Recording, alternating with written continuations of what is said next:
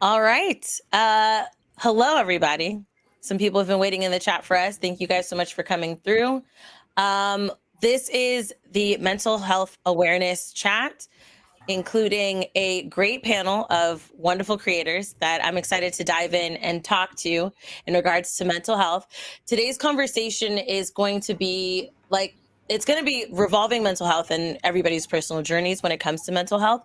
But the kind of the kickoff of this is how mental health affects you as a creator and how you as a creator affects your mental health. So we're going to discuss that. We're going to talk about it. We are also going to have a Q&A. So if you do have any questions that you would like to ask our lovely panel in regards to mental health or something based off of any of the things that we're talking about, you can put it in the chat. Use hashtag QA or Q&A, and I will flag those so I can ask the panel. Again, the questions should revolve around, the conversation. It can't be, hey, Megan, what's your favorite color? No, we ain't going to answer that right now. That's not the type of conversation. Okay. So I do want you guys to know, I do want to put a disclaimer. None of us are mental health professionals, so we cannot diagnose you with anything. We cannot tell you you have this or you have that. This is more so a conversation of everybody talking about their respective journeys when it comes to mental health and the things that they feel are important for them to share, and an opportunity for everyone to connect and, find relatability, because all of us are affected by mental health in different waves or different severities or different, intensities or different layers. So before we dive into the conversation, I'm going to have each of everybody introduce themselves and tell you who they are and what they do. I do have the links in the description box if you're watching this on YouTube. So definitely check it out there and you can see all their links and join. And after, I will tweet like, hey, this is everybody. These are their links. Come through. Okay. So yeah, let's go ahead and get started. And Nerd Stuff, we'll start with you. Hi, my name is Nerd Stuff. I'm a variety gamer on YouTube. I make all kinds of different content, mostly gaming. Everything's funny. You get the occasional like bit of music, artwork, but that's pretty much it. Okay. Janet, Oh God. who are you? I'm doing well. Hello everybody. My name is Janet. I'm a variety streamer. I do a bunch of different things. Like I do a lot of IRL streams. I play a lot of horror games. Bunch of just different games, and uh, yeah, that's it. Okay. And Geechee, who are Oh, you? it's me. Okay. Yes, I am the Geechee Gamer, variety streamer on Twitch. I'm primarily a gamer, but I also have my own little like episodes, shows, events that I do. I do music, makeup, video games. That's the vibe. Yeah. Wonderful. Megan, who are you? Hi, I'm Megabyte Megan. I'm a variety streamer. I love to play games like Overwatch, Fortnite, Ratchet and Clank, Jack and Dexter, and Crash Bandicoot. On my free time, I like to write stories and also like to make skits. And one day I do want to become a film director. Okay. You had that ready. Ready. Yeah. All right, Phenom. Hi Who is you? everybody. I'm the female phenom. I am a mommy gamer, a special effects makeup artist. I am also the founder of a horror-based stream team called the Screen Reapers that consists of femmes and women of color. I am also a autism awareness and mental health advocate, and I'm happy to be here. Thank you for having me. Of course. Brandy, who is you? Yeah, what's up, y'all? My name is Brandy. I go by Yo Brandy. I love food, video games, and horror. I'm the founder of Brown Girl Gamer Code, which is a leading digital community for women and femmes of color in gaming and tech. And also the Scream Boutique, where I share my love for horror. Yes. My background is in crisis, conflict, and community management. What you can expect from my content, though, is a lot of joy, good energy, authenticity. I do foodie reviews where I'm based in Detroit, so I go to restaurants and I do reviews at different restaurants and things like that. And I also talk about various topics in gaming. I like to focus on storytelling. That's what motivates me as a content creator. I'm always looking to tell stories of folks who are left out of the spotlight and sharing unique perspectives. And I really want people to feel seen and known and know that they have value and are special in this world. So that's me. Wonderful. And Kai, who are you? Hi, I'm Kai. I'm current. If you hear something that's like, whoa, what's that?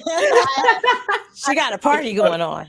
That was supposed to end an hour ago, but it's fine. My father's also in the room, so if you hear laughter, that's that. I am a producer for Rooster Teeth. I am also a streamer and cosplayer myself. So I'm a full-time creator, but not in the way that most people deem, because I am in corporate entertainment within the gaming industry. So I'm gonna go back on mute. Wonderful. I'm excited to have you guys here today and talk with you guys. We do have a couple questions, and I did put it in the chats that if you do have a question, go ahead and use hashtag Q&A or hashtag QA. We will get to those questions in a second, but remember, make sure they are about mental health, the conversation, things like that, important stuff. Nonsense will not be addressed, okay? It will be ignored. But my first question that I want to ask you guys, because a few of you guys talked, like Brandy, you did say that you have dealt with like in a professional sense with crisis and things like that. But for each of you guys, I guess my first question, just starting off, is how important is mental health to you? You know, and you can let me know. Do you guys want to do? I more so do like a jump in and talk type of thing, if you want to do that, or if you prefer to just like go in an order. I'm down for whatever. Okay, jump in. So how important is mental health to you? 10 out of 10. Extremely important on the internet, especially. Yes. Yeah. And I think for me, it's super important because it's like you have your everyday life where it's like you have to consider the regular stuff. Like I have 4 children and a husband, you know, we got bills, we gotta live, we gotta eat, we gotta survive. But then as a creator, it's like you're also sharing yourself with the rest of the world. And so it's so important to be able to like, and not even like self-diagnose, but just recognize when you're dealing with certain things, especially if it's like a new experience for you. Like for me, I've been a pretty like mellow person my whole life, but I'm very anxious. I'm a very anxious person. And sometimes it's just me being an anxious person. And then sometimes it's actually being triggered by something. And I don't always know what that is. And then like, it's so easy for those things to kind of like flare up when you're in content creation. Cause like you could be having a really good month and then just all of a sudden nothing's going on. You've got no deals, you've got no opportunities. And it's like, what am I doing wrong? Like it can eat away at you if you don't know how to kind of like manage those expectations and stuff like that. So it's important, I think, that like top of the list to make sure that that's like a priority just every single day. Yeah. I would agree with that. I like to say like the same way when we're growing up and they preach about like physical health and exercise and stuff, it's the exact same thing with like your mind. You have to like take care of your mind and get to know yourself mentally. What are like your triggers? What are things that bring you joy?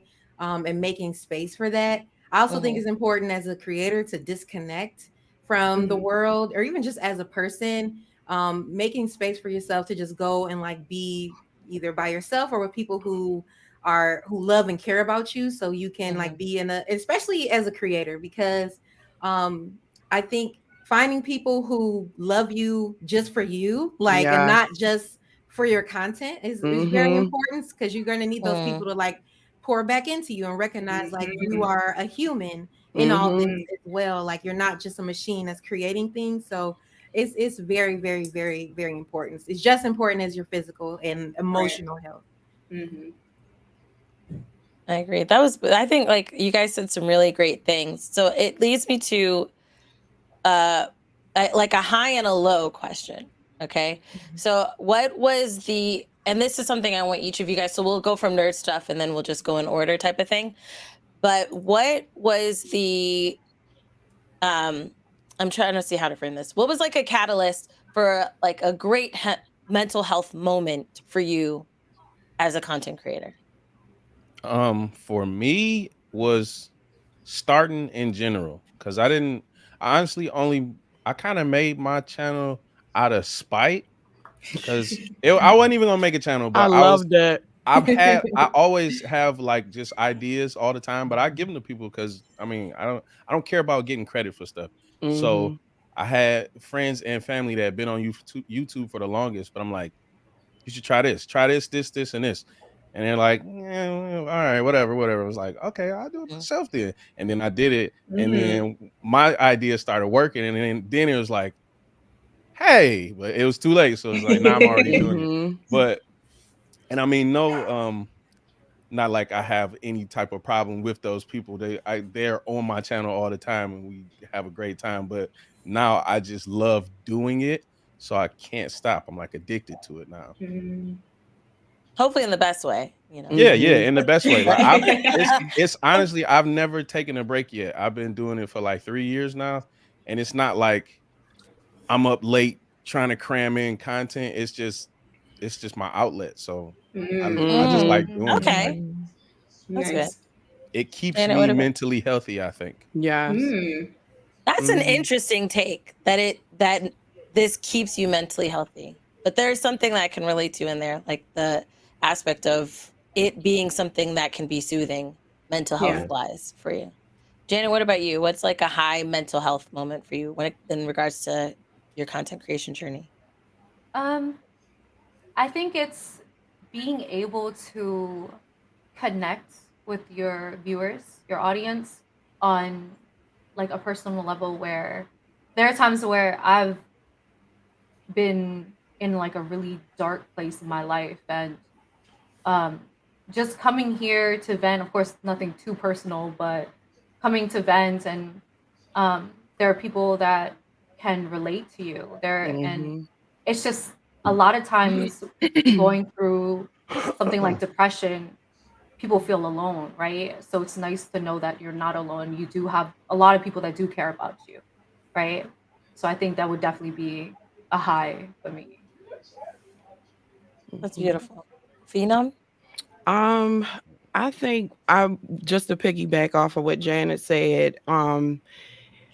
Just to be able to find people that you connect with and identify with. I think the greatest high was learning about myself and what I was battling because I had no clue or I had no idea until I started like engaging with people and talking to people and then finding out that we share the same struggles or the same issues, especially within content creation and as being a mom, especially a mom with a child on the spectrum. So those are one of my highs, being able to be surrounded by people who actually get me and who I can. Now I have a issue sometimes with venting to people because I'm always afraid that I'm like putting too much on them or I'm like, bothering them or something. But to be able to talk to people and hear their stories and say, hey, can I share my story? Or I can relate to your story that you're going through, and then be accepted and not feel like, oh my God, I shouldn't have told them that, is the best thing. Wonderful. Megan? I would say my high as a content creator is like making a community so I can be able to talk to people, because I started streaming when I was in college, and streaming helped me get outside my circle, because like I used to be like really, really shy. Like I got out of my circle in college, but I was still like sheltered in a way. So streaming really helped me talk more, and I'm glad I got into streaming because I can relate to people like me. I don't feel as lonely, especially since like when the pandemic had hit, I had to do campus. I had to go to school online versus in the campus, so it became really lonely for me at the time. But I kept streaming, and I wasn't as lonely as anymore. Geechee? So for me, when I started creating content, the whole idea was like I've been a big gamer my whole life. And I kind of discovered that people were playing games on YouTube and stuff in like 2016. And I was like, this is a thing. But like, I could never find any Black women. I'm like, why isn't there any representation? So for me, it was like, all right, I know what I'm going to do here. I'm going to just get in and fill this void. I'm going to make something happen. So like in everything I do, I tell everybody all the time, I'm here to put on for the Black girls. You know what I'm saying? I'm here to represent so that like my children feel seen, you know, so they can see themselves in me, you know, stuff like that. But the highest of the highs for me was, you know, and my background is in IT, and you feel like you have to wear this mask, you have to put on this facade because you can't be too Black, you can't be, you know what I'm saying? So in content creation, it's like I don't have to tone it down. I can be exactly who I want to be. Yes. And then the opportunities that started coming my way, especially last year, like when I got to do the Rooster Teeth internship, it was like they accepted me exactly for who I am, and I didn't have to change anything about it. And so I know there's the space for that here, but also doing things like going to DreamCon and having other Black women come up to me and say, "Oh my God, Geechee, thank you so much for everything you do for Black women." And I'm like, "Me? You know me?" Yes, ma'am. Like, Yes, ma'am. Yes, ma'am. Hello. Yes. But that's, to me, that's like the pinnacle of it, is like allowing other people to see themselves in the work that I do and the things that, you know, and I can't sit here and be like, "Oh, I've created all these opportunities," but just enough for me to go live. And then it's like, "Thank you, girl." You know what I'm saying? That's all I need. Yes. I love Brandy? Yeah. So I think for me, like the highest moments when it comes to mental health as a creator is helping people. That's why I started. I wanted to help people because of just how I was feeling. I started creating content through Brown Girl Gamer Co. I wanted to make a space for other women and femmes of color to see themselves and really just take off our armor. I feel like in the industry, like we have to always keep our armor on because it's not safe for us. And I wanted a space where we could take that armor off, where yes, we're Black women, but that's not the center of everything. Like we have so much more qualities to us, and we want to nerd out about games and comics and tech and all of these things without people just focusing on trauma and all this kind of stuff. So that's like kind of where I started. But then the high that I get is really just helping people. Like helping people really does help me. Like when seeing like the magic that happens when I put something out, and like seeing people like respond to it and say, you know, I was dealing with this too. Thank you for sharing this. It kind of helps me pull myself out of my head. Cause like, I think that's a big part of like mental health, is being so deep in your thoughts sometimes. And it gets so loud. Like the thoughts just kind of, they come and they just do too much. But when I put, you know what I mean? They do too much and you start. They do the most sometimes. Yes. You start questioning yourself. Should I be here? Nobody is gonna mess with this. I'm not good enough. All of these kinds of things. But when I put things out, that's when the magic happens. And when people respond and they say thank you, it makes me like, it quiets the noise in here. It's like I can tell myself, like, girl, shut up. Ain't nobody even thinking that. Like I really have to check myself. Like, girl, who told you that? What are you talking about? No one said that. You made that up. You know. And so it's just you know, you're a liar. Yes, you're a liar. You know, you can't believe every thought that comes through. Every thought is not yours. And so like that really just it really has helped me a lot. That's where I get my high from, is like seeing how other people like respond and how they benefit from the things I put out. And you do a good job, sis. Oh, thank you. Okay, I'm loving this. Kai? Okay.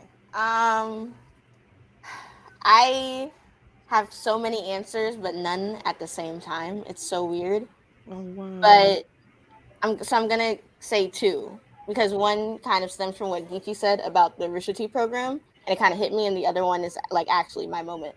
So with what Geechee was saying about the Rooster Teeth program, that just means so much to me as someone who works at Rooster Teeth, because I'm so glad that we're getting to a place where people can be accepted as they are. And I fully admit that, you know, being a Black woman in this industry, it's not easy. And I recognize that even though it's not even easy for me and for us today, like I have to look at people that were there before me, like Micah Burton, who was that Rooster Teeth, Fiona Nova, who was at Rooster Teeth before me. And some of the things they went through are like 10 times worse than what I did. So it's the fact. So one moment that was really big for me, and I got a lot of hate for it, but was still empowering in itself, is I was one of the first on camera people at Rooster Teeth to wear an afro on camera. Ah, And I've had conversations. And you got with, a like, lot of hate for that, you said? Yes. I'll never forget. There was one comment. Can you close the door, please? Thank you. I left the door open, and then that was like, but no, there was one moment where I literally had my afro up, and I'll never forget the comment because it kind of started a circulation of like, this is why I'm doing it. Someone said, "Who is that girl? Is she friends with Fiona, the other black girl? And why doesn't someone introduce her to some scissors?" Kind of situation. Wow.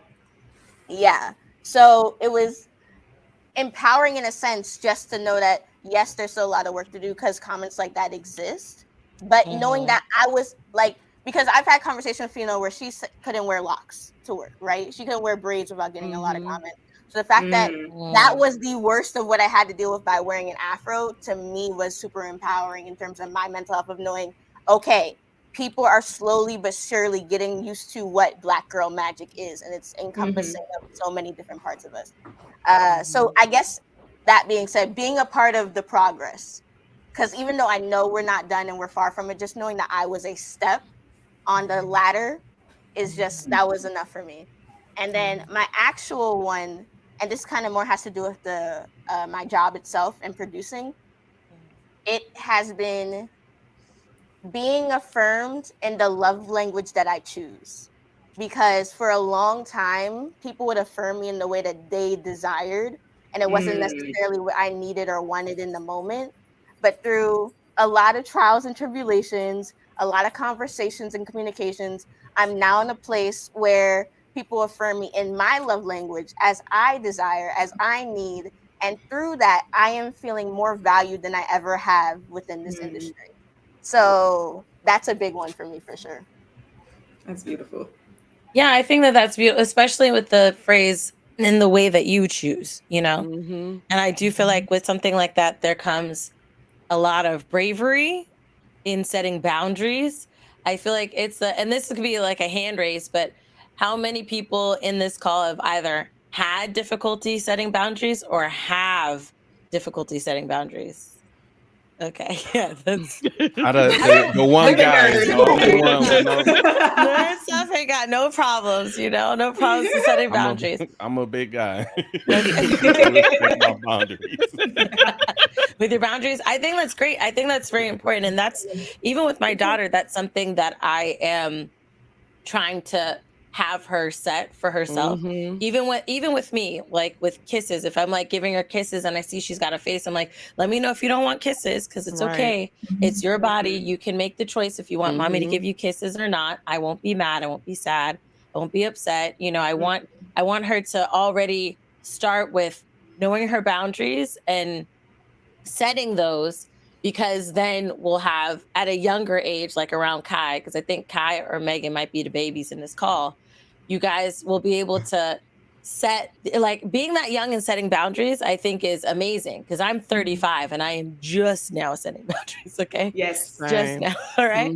So, and it's way more difficult. It's way more difficult, especially when you've lived your life as like the easygoing one, the one that's always down for everything. And once you start setting boundaries, people pleaser. I still listen. I'm still I still got a lot of work to do on that. But like with that, when you start to set boundaries later in life, it affects all the people around you, where they don't know how to act. They feel they feel offended. You know, and they feel cheated. Yes. It becomes more difficult. Funny. So I applaud They you, get guys. upset because they can't take advantage of you. Yeah, they don't have the access to you like that you used to have. Yes. So. Then all of a sudden, it's now you acting funny because Yeah. you got some views, you got some followers, and now you think you know what I'm saying? Yes. Lots of entitlement. Yes. And then, so I do have, because I mean, there are a lot of things that I want to ask in regards to everything that you guys said, but something that one of you guys said really set up, like, I want to talk about imposter syndrome, right? Okay. But before we dive into imposter syndrome, a big question I want to ask, this is kind of preliminary and it should have probably been the first question, but I want to ask each of you, because I did the post. So I did a post like maybe a couple of weeks ago saying, hey, I want to have a conversation about mental health. Creators who want to be a part of it, let me know. And you guys reached out and said, hey, I'd like to be a part of it. And so I want for each of you guys to share your why. Like, why is the reason that you were like, hey, I want to be a part of this conversation and on this stream to share these thoughts and these, the thoughts that I may have. Kai, we'll start backwards. So Kai, we'll start with you, and then we'll work our way back up to nerd stuff. But like, why did you want to be a part of this call? Yeah. Hang out with you, Christine. I'm just kidding. But no, on a serious note, it's honestly because I've seen so many people often, whether they're, because a lot of people start streaming as a hobby just because, you enjoy video gaming, you want to do things, and then realize that they really love it and it's a passion, and then they want to make it a real thing. And as someone who was lucky and blessed, I will not ignore the fact that I was lucky and blessed to be able to do that. I don't want anyone to ignore the trials and tribulations of what it means to be not only someone in this industry, as because you could be trying to go for community management or game development or anything, but to be a front-facing person in this industry, and then to be a front-facing person of color in this industry. It's a lot of times you look at your idols in the industry and they only show you what is the good behind it. There is so much challenge when it comes to being here, just like there is with any job. It's not something to honestly put on the pedestal. And the reason why I wanted to be here was to be realistic about what this blessing comes with, and also some of the curses, blessing and curses that come with it as well. So and not to deter anyone, but to prepare you. If I had someone in my corner to prepare me for what I had gone through, a lot of what broke me probably could have just been a little like tear in my armor versus an entire breaking and rebuilding. That's why I'm here. Definitely. Bold. Okay. Anybody want to follow that after that? Brandy, what about you? Why did you want to be a part of this car? I said car, but call. I'm gonna give you guys cars. No, I'm just kidding. I think similar to what Kai said, like showing up and showing both sides of what this is, and I think too to humanize this experience. Yes. I think that it's very easy for our audiences and ourselves to forget that we're human. And to kind of I think just because of the society that we're in, and like capitalism and all that mess, where we go about life as like products and producing. We gotta produce robots, and it's like I want to reject that. I want to resist that, and like me showing up in this space, in this creator space, in the gaming industry, me existing is resistance. Like me being here is a part of my resistance to the toxicity that we face and things like that. And I see a lot of creators dealing with a lot of things that I deal with, that I'm like, that I keep in my head sometimes. And I'm like, if I can just show someone that there's light and you can tease apart the light from the darkness, then I'm good. And I want to help people do that. And that's why I'm here. Like, tease apart that light from that darkness. Everybody, like, we have light. We all have light. Yes. I like that you use tease, especially when I think of natural hair and how we have yes, exactly. Detangling. I watched it. That's a perfect analogy. Yes. Detangle. Yes. Detangle the light from the darkness. Yes. Geechee, what about you? Why did you want to be on this call? So for me, just as a person, I think a lot about how the people who brought us up, this generation, I don't want to say failed us, but kind of neglected us in certain ways. There was conversations that should have been had with us from very early ages, things that we kind of, there's so many people who learned so many things about just life in general themselves, like how to really deal with money, how to really deal with like sexuality and things like that, just stuff that we never talk about coming up, and then you got to figure it out once you get to this point. And mental health is definitely one of those things. Health and wellness in general is one of those things for me that I'm very passionate about discussing in the most candid ways possible with people. because I feel like it makes a comfortable opening, a comfortable space for people who are like we just had a shooting the other day and we were talking about childbirth and there were so many people who didn't know so many things. And I was like, what? So it's like, those conversations are very important. And I like to create a safe space for people to feel comfortable in saying, well, no, I really didn't know that. Oh, it's fine. We're going to talk about it.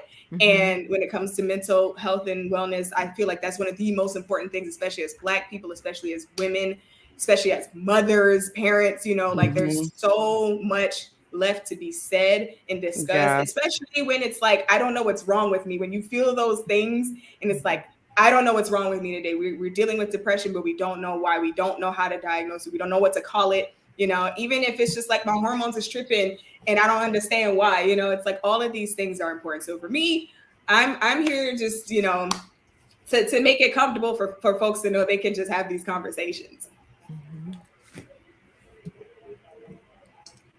I think you're muted, Christine. Sorry, I'm unmuted now. Megan, what about you? The reason why I wanted to do this mental health talks because generational like trauma and it's like passed on through everyone, and I think everybody has a little bit of generational problems that like we should not get over, but like we should heal from. And like how the world is nowadays, like we're always like stressed. We don't know if we're gonna be able to pay our bills, so like everything keeps going up. How like the government is nowadays, and we also have to worry about how to survive because we have these laws that are being built against us, like against Black and brown people. They have a travel ban law now over there. It's crazy. They're doing LGBT. Imagine living in the state. That's where I got a lot of texts. People like, did you know your state's on the NAACP flight advisory? I'm like, yes, I know. The last 50 people told me. That blew my mind. I could not believe in 2023 we're still getting NAACP travel advisories within the United States. Yeah. Like it's just it's crazy because like we're really getting laws that's built against Black and brown people, against trans people, against LGBT. Like in 2023, why I thought like in 2023 we would have got past that, like move forward, but we're just still looking at color. Like what we could be flying cars right now, but no, right? Whole new societies. That's why I want to join. And the second reason why I want to join is because I do want to talk more like I get outside my comfort zone. I feel like I'm like too comfortable as a person. I still want I want to branch out and be able to talk to more people. I feel like too nervous. I know you guys can tell I am a little nervous. You're doing good.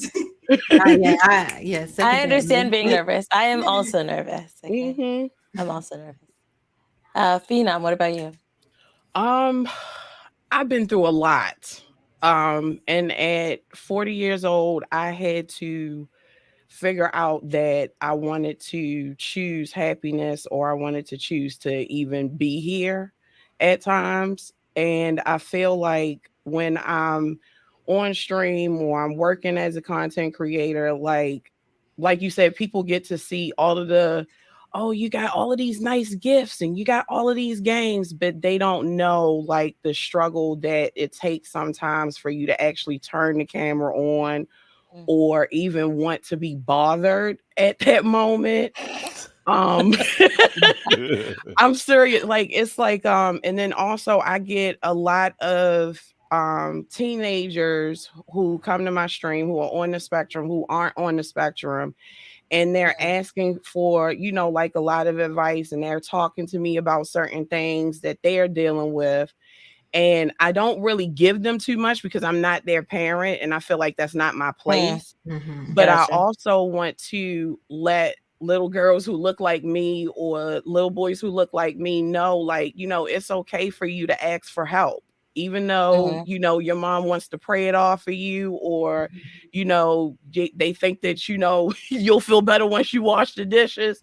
Talk to somebody and get the help that you need, because it's a lot of our youth who feel like that, they just want to give up or they don't want to be here anymore. There's a lot of content creators who think that they don't want to be here no more and nobody wants to listen to them. They just want, people just want them to play games, or people just want to see them. So I think this conversation was really, really needed, and it's not talked about enough. every day or as much as it should be. Mhm. I agree, especially the real, very real um, reality of the fact that people of wide ranges have that thought. Do I want to be here anymore? You know, it's like Mhm. we've seen it in the content creation. You know, we've seen it in the industry. Yeah. We've seen it in other industries. People that you think had it all together and were Mhm. smiling all the time, and a lot of people didn't even know that they were even suffering. A lot of people didn't even know that they were Mhm. dealing with anything. And I do. It makes me think of there's this thing I saw on Instagram where it was like, check on your strong friend. Mhm. Mhm. And like, I get that a lot, you know, because when you're somebody that's constantly taking care of a lot of people or other friends or family members, as a mother, okay, Yeah. you know, a little one, you might be hearing her crisping on some Rice Krispie. She promised you just later. She's like, "Mommy, please, I'll go to sleep. I'll go to sleep." Is she asleep? No, no, she eating a snack. Okay. Don't So feel you might bad. hear her. Yeah, listen. As long as she don't try to be like, "Mommy, please, please," then I'll be okay. But like, when you're someone that is you like, I do try to be there for everyone, and I feel like that kind of plays into how it can be difficult for me to ask for help Mhm. because, Mhm. like Phenom said earlier, that mindset of um, not wanting to really bother somebody, you know, because I know how I am. When someone's telling me that they've got an issue, I can be very understanding. I can be very Mhm. empathetic. I can be very sympathetic. I can be very like, okay, let me think of a way to help you type of mindset. But Mhm. when it's Mhm. me, I'm like, I don't know if they're going to be the same. I don't know if they're going to be Same. as Right. receptive. I Same. don't know if they're even going to be able to help me because I Right. think there's two bad things that can happen. One is somebody dismissing your problem, right? And acting Mhm. like you don't have a problem. The other is someone who doesn't give good advice. Like Yeah. that's the other thing Yeah. Yeah. that could be hurtful. And some people, I feel like some people don't try because maybe whatever reasons that they may have, right? Maybe they don't want to fail at giving you advice. Mhm. Maybe they don't know what to say and they're just saying anything, you know? Right. And it becomes this spiral where I'm like, okay, I'm just not gonna say anything. Just gonna, just gonna keep it to Yeah. myself, you know. So what you said, Phenom, really, really hit on the nose for me. Mhm. Janet, what about you? Why did you want to be on this call? I think she's Oh, you muted. I think muted. you're muted. You muted. Hello. Yeah. Yeah, now we can hear you. Sorry. A few months ago, Christine and I had a conversation about mental health. Um, let's see. Mental health, depression is something that, I go through. I've been going through for quite some time, and it's at one point it got really bad, right? And how it gets to a point where how do you explain depression to somebody who's never experienced it? How do you tell somebody that, you know, waking up every day is hard, it's painful, you know, um and Christine was one of those people who had reached out to me when I had taken a mental break from social media because that's very important, especially as a content creator. Yes, indeed. Um, and she reached out to me, just checking up on me, and you know, a lot of being 31, I've I'm still learning about myself, still learning about um,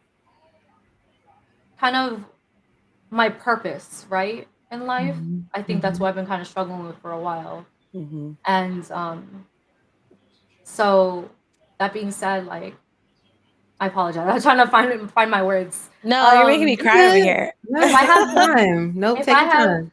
the opportunity to use my platform to tell somebody that you're not alone and that you can get through whatever you're going through,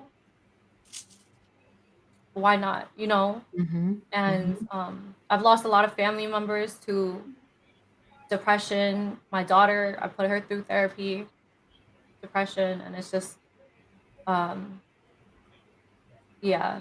That's the reason why. I'm sorry. It's No, okay. No, don't apologize. Yeah. You're good.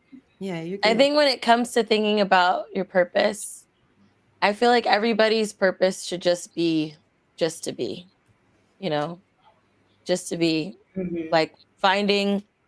I know there's like this, especially in your 20s, there's like this push, like find out who you want to be, you know, Mhm. find out what your career is, find your person, Yes, find your, yes. make your family, make your life, you know, that's the time. If you don't do it then, you're going to lose it, you know? Mhm. But Judge Judy was in an interview, and I'm sure you guys have probably seen this video where she's like, if you don't make it in your 20s, you can make it in your 30s. If you don't make it in your 30s, you can make it in your 40s. If you don't make it in your 40s, you can make it in your 50s. And it just keeps adding up. And the point of it is that not to feel like you have to figure everything out, whether it's about you or Yeah. the world or your life.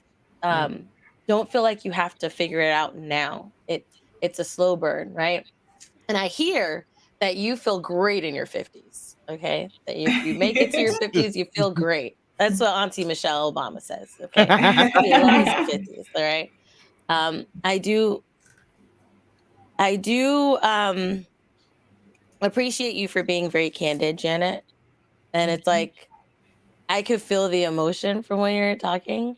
And I was getting teared up because I do feel like not enough people talk about when they were in a dark place. Mhm. And like some of the people on the panel have said is how a lot of people sugarcoat it, right? Like Kai was saying, Mhm. everybody talks about the high, everybody talks about the shiny and the sparkly, but a lot of people don't talk about how it can Mm-mm. really affect your mental health, and it could be really hard.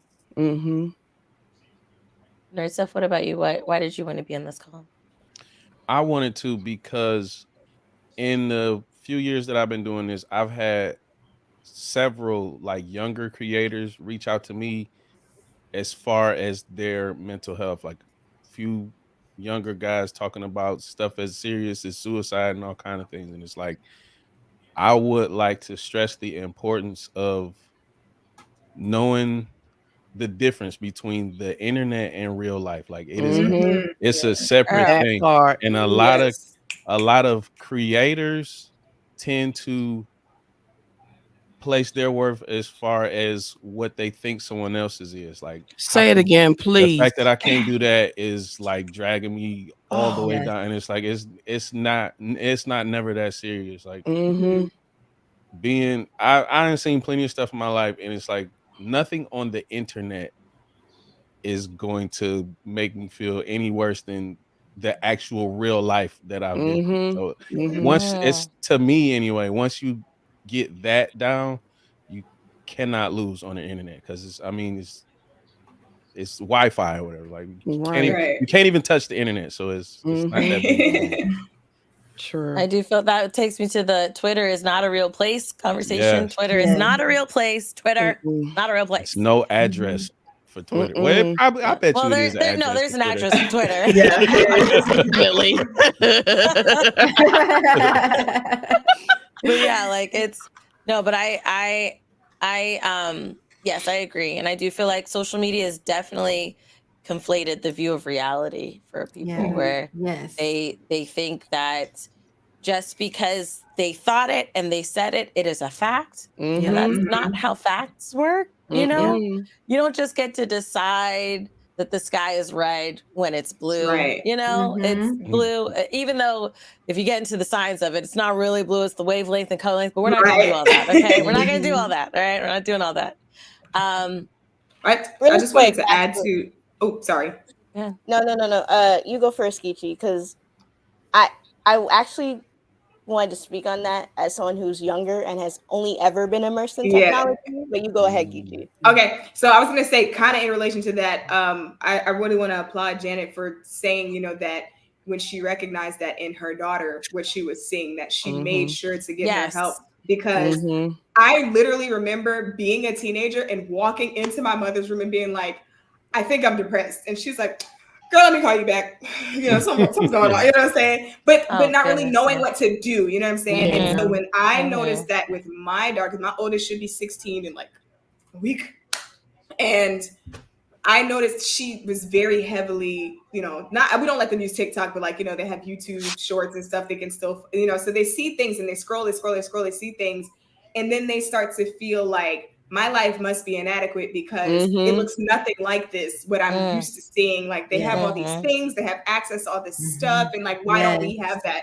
And it's like I have to constantly pull them to the side and say, just so you know, this is not real life. Even though this may be even their real life, the people you're watching, even their real life doesn't look like this in real life. It's all set up, it's all staged, it's all curated. Exactly. It's manufactured to make people like you say, I want this. To then go and try to aspire to something that you don't even really want for yourself. So it's like you have to pull yourself out of that. Like if you can feel it, I love me a good reality show, a good ratchet reality show, but I know this is not my life. And I know this is not my That's why I love it, because it's not my life. This is not my life. I like drama. I don't like being in it. So I'm gonna sit here as a third party, watch it, take it in, and if I feel it affecting me, I gotta step away. It's just that simple. Yes. Yeah, their job is to influence, influence. Kai, you were gonna say? Yeah. I kind of want to bring it back to the conversation about separating internet from reality, which I do agree to an extent. However, as someone who is technically Gen Z by the year I was born, I have had multiple occasions where I've had older generations kind of deny my internet existence though. Like I've had multiple people tell me, like, example, I'm literally at a cookout right now, and I've talked about, hey, just a heads up, I do have friends that go through these things, and they're like, well, I don't know them, so there's no way they go through that. I've had to have conversations with my own mother about how, for me, sometimes Twitter can be my diary, and it literally means no more than that.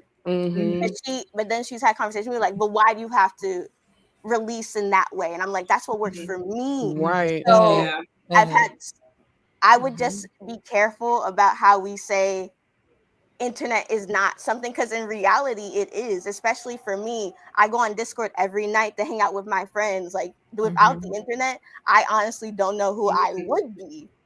So yes, there's two variations of me, but neither of them are less than the other. So that's, I think there's a lot of people, and I'm 26. There's some people who are growing up with TikTok in their hand. So I can only imagine what it's like for them. And we have to acknowledge that reality for everyone just looks different. And that's okay. Yeah.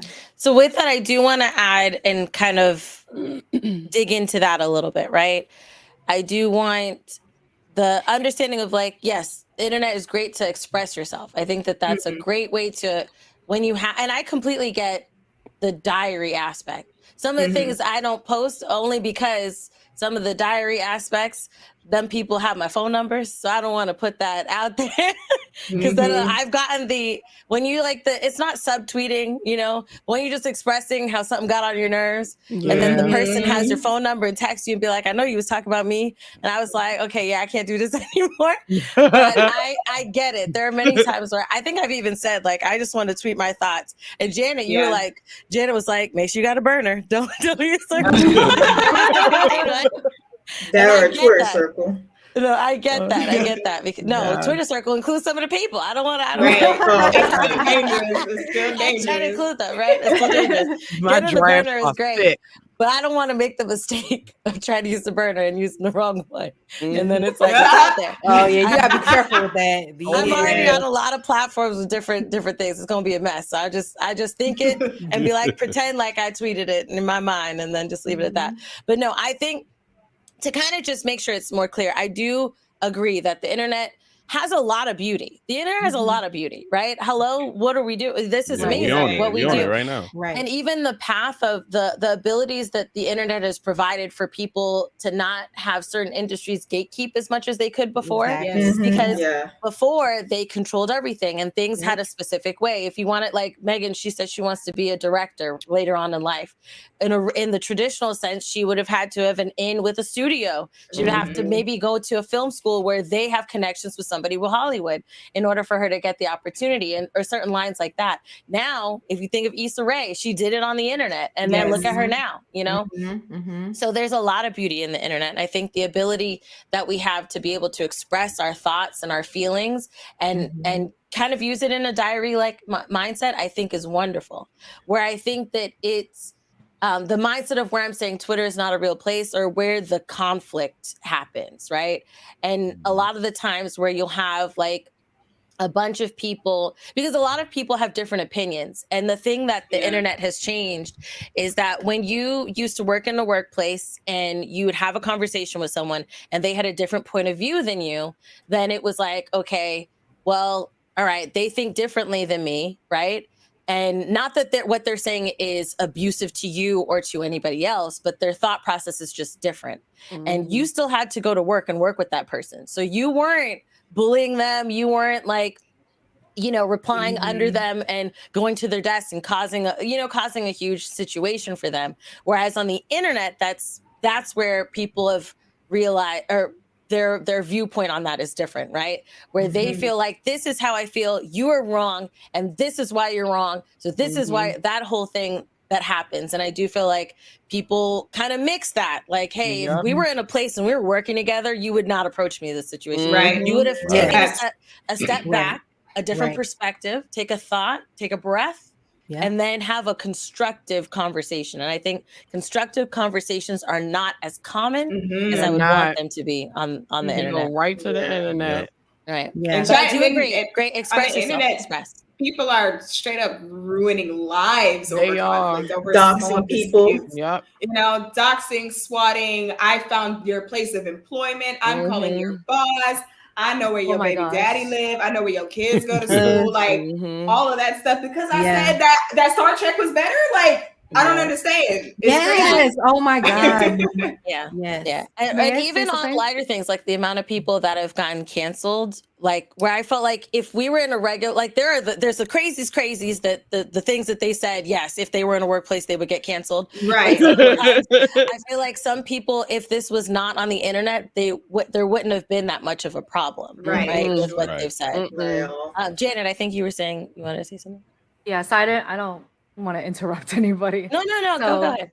I think when Dive it comes to the internet, it's like kind of like a love-hate relationship, right? So you have the negative sides, which like the internet, society today has created a lot of toxic, unrealistic expectations and standards, right? And that can really affect someone's mental health. And then what you guys said earlier about somebody or viewers, or you deal with a lot of, as content creators, we deal with a lot of stalkers, or like the things behind the scenes that people don't see. Like personally, like maybe a year and a half ago, I had somebody call my parents and told them they had me hostage, replayed them one of my horror, like me playing Resident Evil, me screaming in the background, and got like ransom money out of them. Oh Right? my God. Or like crazy people showing up at your house, like you know, they don't talk about things like that. Or somebody sending pizza to my parents' house, like as taunting me, like, oh, I know where your parents live. Like there's so much negativity that to the internet. It's like it's a place where a lot of nasty people are able to be who they really are, right? But then there's a lot of beauty where you're able to connect, especially if you're introverted like myself, right? You're able to interact with a lot of other people who you would have never been able to meet. That means you gotta leave your house. I don't really leave my house, so Me either. so right. And like I wouldn't have been able to meet Christine, a lot of my community members. Like I want to say 99.5% of my friends that I have today in IRL, like I've met through the internet. So I think that's such a beautiful thing, right? Here. So Yeah, same here.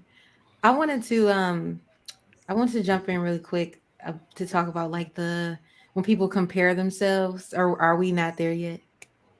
No, okay. We're gonna talk about that. Let me say one last thing on what Janet was saying. Okay. Which goes back to what like Kai was kind of bringing up. There's like a beauty from it. There is a beauty of it, and there are positives, right? It's not all bad. It's not all Right.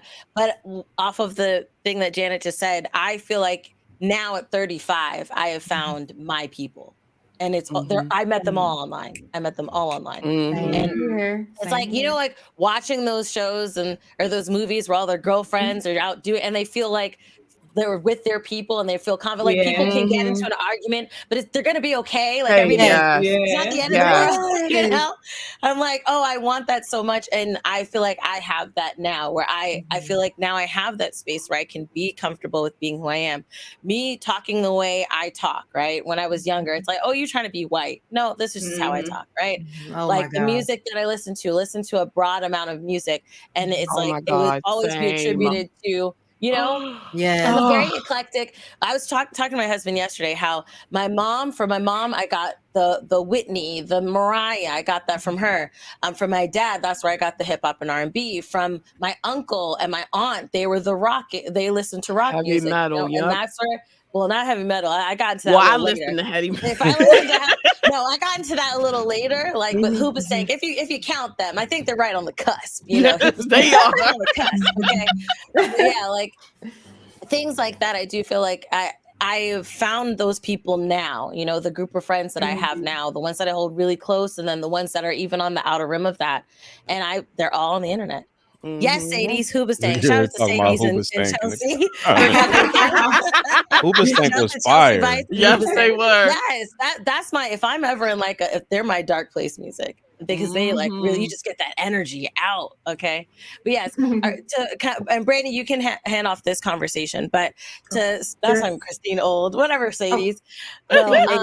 Had something. I was going to add on to what you guys were saying about the beauty of the internet. Like if it was not for the internet, I would not have like most of my friends are online. Like Jay was saying, I wouldn't have nobody to hang out with. Now, like I just have to call my friends over the phone, and like a lot of my other friends that I know in real life, they already have kids, they're in school, they're at work, so it's just no, they're not able to answer my phone calls all the time. So I'm glad like I have the internet where I can hang out with people through video games. I'm able to meet up with people in person. I can do it because some of my online friends, they also live where I'm at, so we can like hang out, and I feel like that's pretty cool too. Yeah, there is a lot of beauty. So on to because what you're gonna say, Brandy, also kind of plays into imposter syndrome, right? And so I do want to do a little raise hand thing again. How many of you guys have dealt with imposter syndrome? May I ask what that is? Sorry. No, that's fine. Imposter syndrome is essentially my definition of it is kind of feeling like a fraud, feeling like you don't deserve what you have, feeling like you're not good enough for what you've received. I think there's like a more professional definition. I'll look it up. But Brandy, go ahead and take it away, and I'll look up the. Yeah, this was this kind of goes back a little back further in the conversation when Geechee was talking about her daughter like scrolling and like the effect of that and making you think like, oh, my life needs to look like this, and that's not even something that you want. And like something that I have been thinking about lately, I was talking to like a career coach, and we were talking about like combating that and the importance of like defining what your lane is, especially when it comes to being on the internet. And that's like how I've been able to combat my imposter syndrome, because a lot of times my imposter syndrome it's not even me. It's just because I've taken on what somebody else is doing and like their success, and I've somehow like subconsciously made myself think that their success matters and like mine doesn't, or my success doesn't look like theirs, so I must be inadequate, or I must be doing something wrong, you know. And like you also don't know what's going on like in real life. You don't know what that person like has sacrificed to get those things. That person, like it might look good and like on camera and on the internet, but you might not know this person is actually doing harmful things to other people or to themselves to get into where they are. You might think, well, I want that, but you don't know all the negativity that might be associated with that thing that you think you want. And so like when you define like what your lane is, I know we talk about like staying in your lane when you do, but like if you don't even know what your lane is, how you gonna stay in it? It's gonna be easy to like, you know, drift and like compare, but like it's important to like really sit down with yourself and think about what is it that I actually want, What are the Right. things that make me feel good? What doesn't make me feel good? What things pop up and like show me, like tell me when I'm like drifting out of my own lane? Like, what are those indicators when I've clearly defined my lane, but I might be drifting? Okay, well, for me, I don't feel good if I start comparing myself. If that imposter syndrome start coming up, well, I must be drifting out of my lane. Let me, Reel it back in. let me reel it back in Yeah. Right. and reassess and like think about like whatever I'm comparing myself to, is it even what I've defined for myself? Mm-hmm. And so I want like, to take a. Oh, I'm go sorry. I want to ahead. take a quick second. I'm going to put the this is per Psychology Today, because there are a couple definitions that I found, and I feel like this is like a great one. And then Psychology Today, we're talking about mental health. I felt like they were great to use. But yeah, it's Yes. imposter syndrome is that gnawing feeling of self-doubt and incompetence coupled with the dread of being exposed as a fraud. Mm-hmm. Yep. Mm. Mm-hmm. Yes.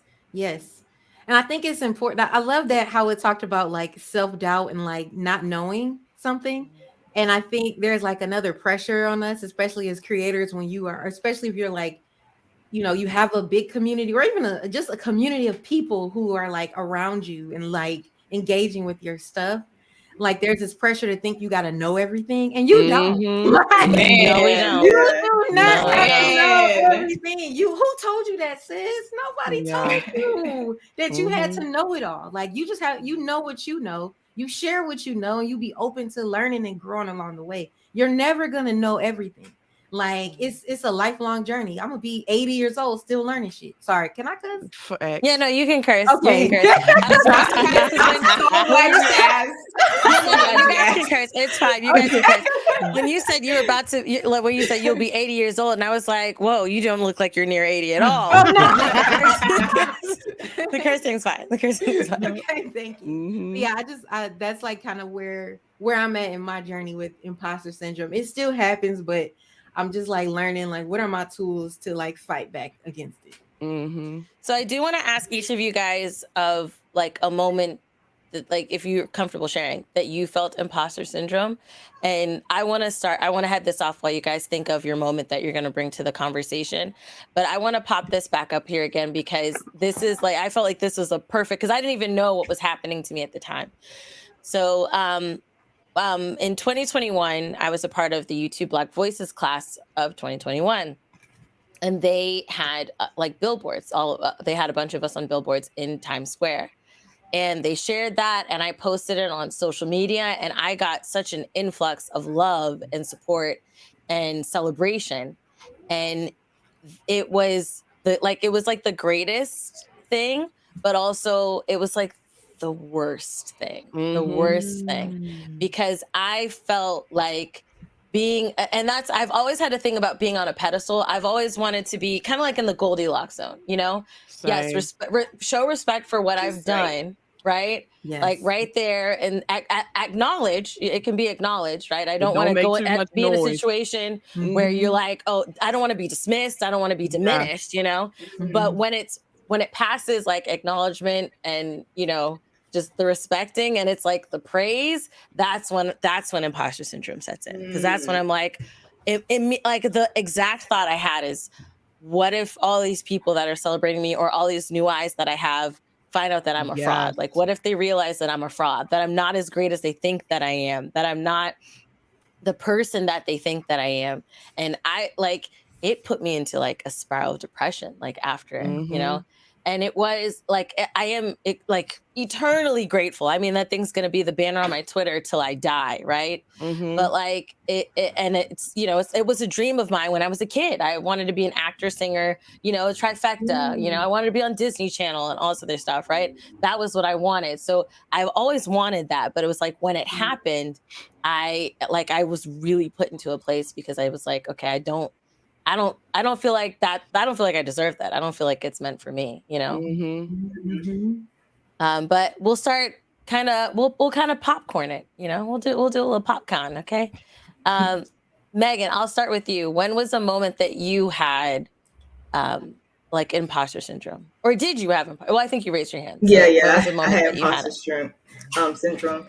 I would say like when I would take time to edit videos for YouTube, and I would take hours to edit these videos, and I would post them to YouTube, and then I'll wait like a few days and see if I got like you know, when you got type of comments, views or not. And when I don't reach the number I was expecting, I feel disappointed because it's like, dang, I really thought this video would like pop off. I put effort into it.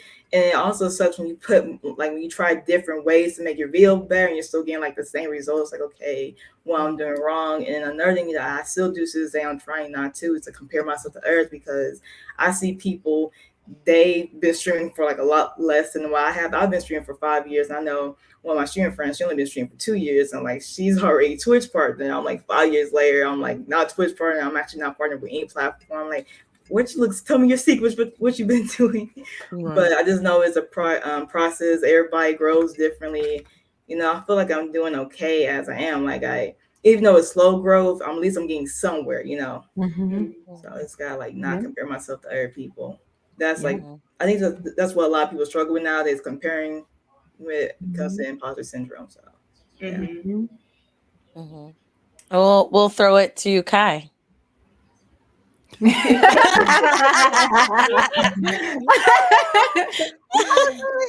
was outlining what I was gonna say in my head. I saw it too. If you want a little bit more time, we could throw it to. We can come back. Okay. It's okay. Honestly, I feel imposter syndrome every day of my life, to the point where even recently I've talked to myself in terms of, should I be on camera? Am I funny enough? Like people have told me I'm a great producer. I know no matter what, I'll have that at the end of the day. But it's just like there's so many other people doing exactly what I do, which is making people laugh. Not in the way I do it, but they're doing exactly what I do, which is making people laugh. And it makes you question, would this space really be that different if I wasn't in it? And something That's that real. I hate is feeling as if my existence isn't needed or wanted. I hate in a space where someone just puts me there just out of convenience. Like if I'm somewhere, I want to be there with purpose, with confidence. I don't want to be there lazily. I want to be there strong and confident in myself. And honestly, I think a big part of the reason why I feel like imposter syndrome every day is because of the fact that I am an achievement hunter. I am an achievement hunter is this giant gaming group ensemble of 10 years. And I come in 2 years later as a Black woman, and you're immediately compared to the history of the internet. And going from that to then trying to, going from essentially being put in a place, and obviously I belong there. Like I made myself there. Like they wouldn't put me there if I didn't deserve to be there. Like I can make people laugh. I'm good at that. But it's then having that ensemble kind of be like your entrance into content creation, and then finding out that, you know, at the end of the day, it is a job, right? Like I still have to do work to find my group. I still have to do work to find my people. And a lot of what I see, because I compare myself to everyone every day, and it's not good. It's not great for my mental, but I do it because I'm human. And something that I don't have that a lot of other people do have, like Christine, I don't have that group. I have a group of people that I have as friends, and I love that, but I don't have someone that is trying to grind like me, is trying to grow like me, and help, that we can help each other, collab with each other all the time. I have friends, I value where they are in my life, but you know how you have people kind of layered out in different sections and stuff, and it really hurts to be the only one kind of cheering yourself on in that regard over and over and over again, and to be the one telling you you're doing great, and then to see other people that are supposed to be in your circle because you know you're growing up around them getting so much more praise than you, getting so much more numbers than you, but you have to keep going, you have to keep telling them. And it sucks because my love language is words of affirmation, but I'm affirming myself. Mine too. Don't cry. So yeah, I feel it every day, every single day. I feel imposter syndrome. Sorry. No, never apologize. I think it's therapeutic to cry. So if you guys feel like crying, go ahead and cry. I didn't plan for that tonight. Right. I know. I didn't wear no makeup, but I did a Mother's I Day didn't stream, either. and I was like, I learned from that, from these conversations. I'm not gonna wear it. It'll be like mud on my face once I crack. But like, Kai, I want to applaud you for that vulnerability and that honesty, especially to that level. That's something that you still deal with now, and I will join you. I deal with it all the time. Especially, here's the thing. There's a phrase. I think it's like from a rap song my husband listened to, and it was like, "Used to be the man, homie." Like that's how I kind of feel, because a lot of people. And 2021 was a great year, bro. Great year. Numbers was like this. Yep. Then after that, they was like, everybody, like when COVID. Everybody was home. Yes. Yeah. I thought it was just me. I'm like, dang. No, everybody was not home. just you. Everybody was. They was just Nice. watching, streaming, and stuff like that. Yes. I thought it was Then just after, me. when the doors started, jobs started opening up, which is great Yes. for the economy. It didn't. Yeah. It wasn't great for the numbers though. Them numbers went down. Yes. Okay. Yes. And- Oh my gosh. So I've been doing this for 8 years, and in the 8 years, it is a constant to constantly see someone just open a camera and start, and then they go viral, and then they are like they shoot up, and even some of your peers. And mind you, when I started in 2015. And like Geechee said, at the time, you saw no other Black women, but it wasn't even top of mind. It wasn't present. The only thing I was very extremely aware of was how many men were in the in the space. Yeah. And I get that aspect of feeling like you have to essentially prove yourself, especially in gaming, because you don't want to be. Because listen, I In wasn't great anime, at FPS sport. or anything. Yeah, I didn't want to be the hi, my name is like Christine, Right. and I just play, and it's just that I'm a girl and I'm cute. I didn't want that to be my only thing. Yeah. And mind you, for people that's their thing, that is fine. That that is who you want. That's who you want to be.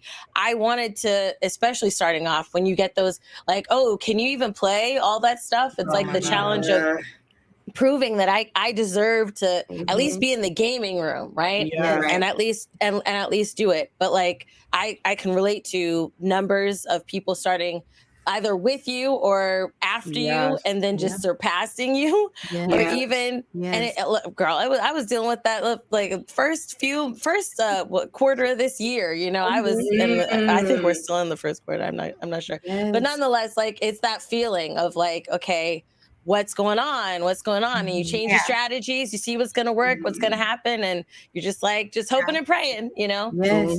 so Even I just applaud really you. quick, because I brought up the conversation about there's always in the back of your head of just like, you don't have to go with this, like people have, like this is at the end of the day a choice.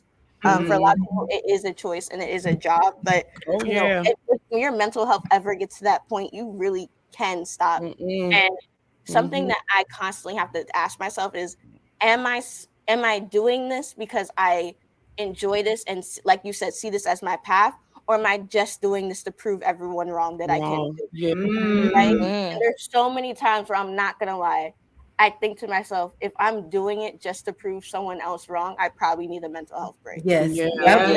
I gotta do it for me. And it's just there's so many doubters and so many haters, and I want to. Girl, they everywhere.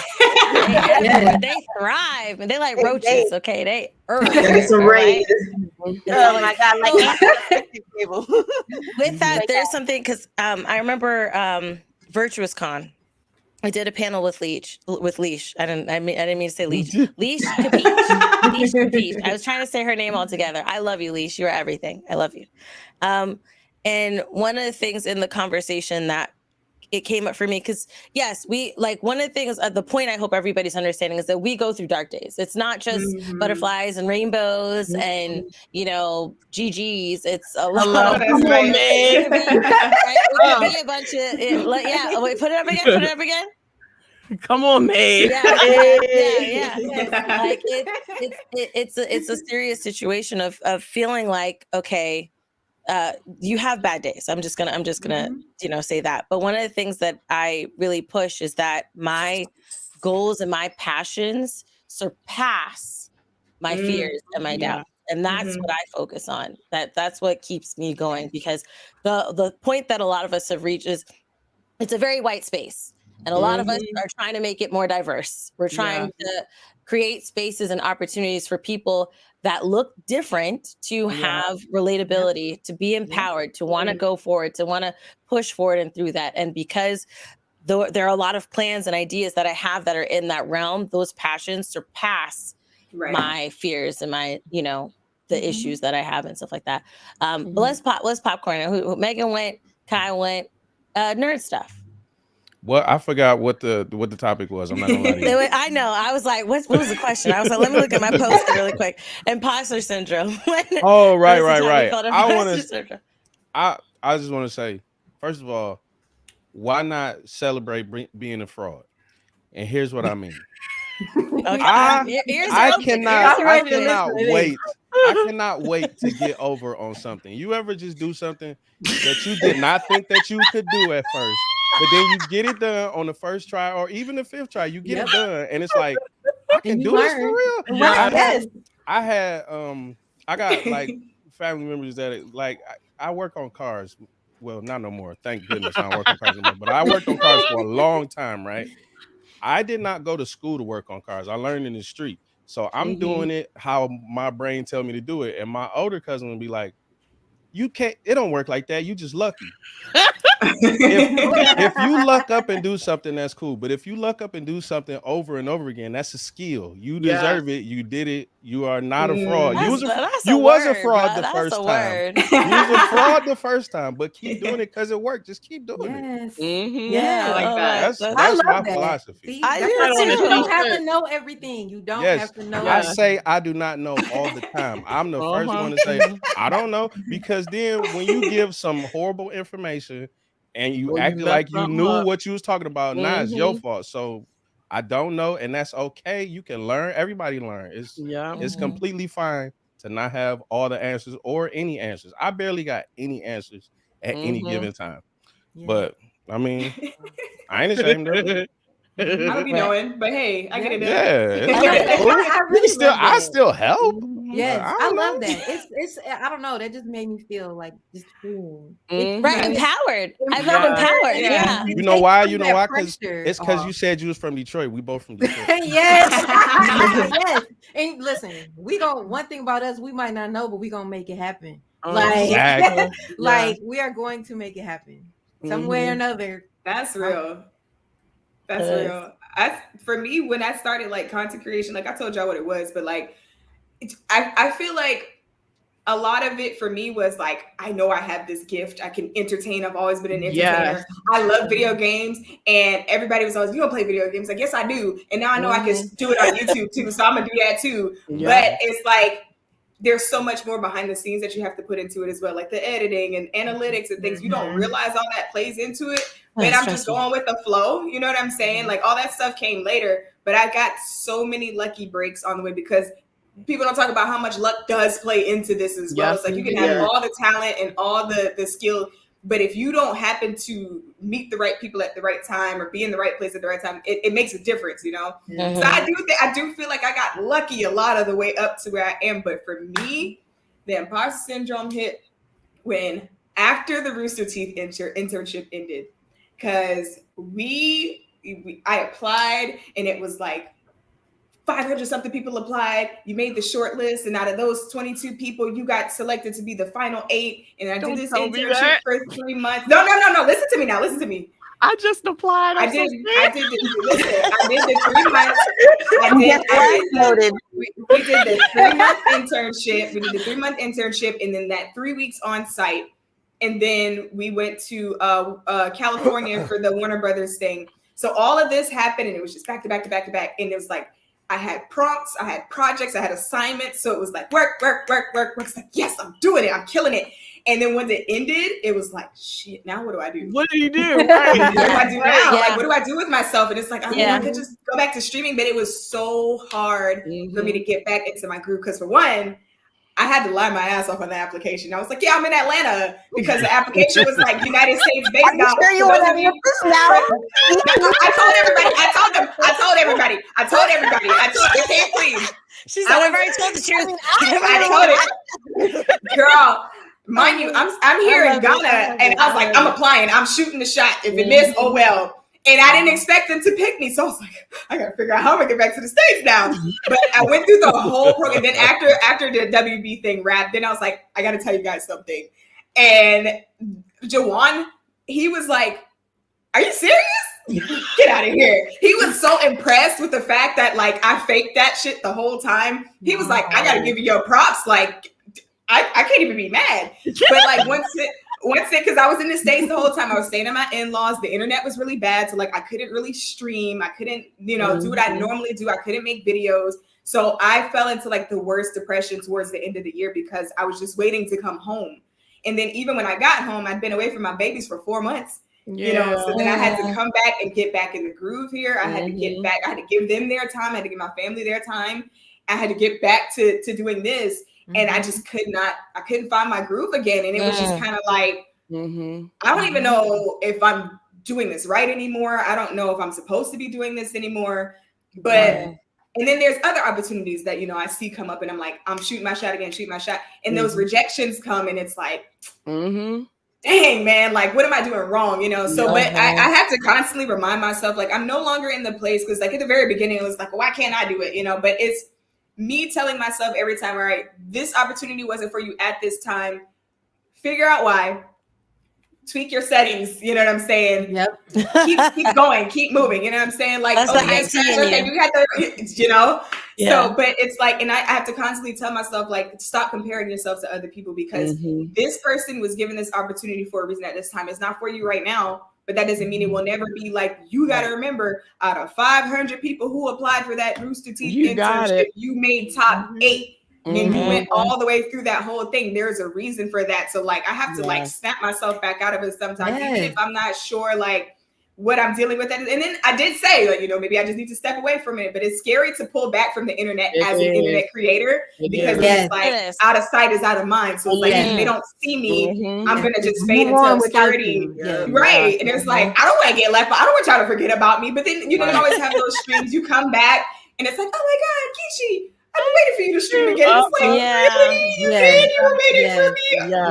So and that's why it's like scary to take breaks on the stream because like you're scared. I mean, if I take this break, even if it's like a 2-week break, you come back, it's like even.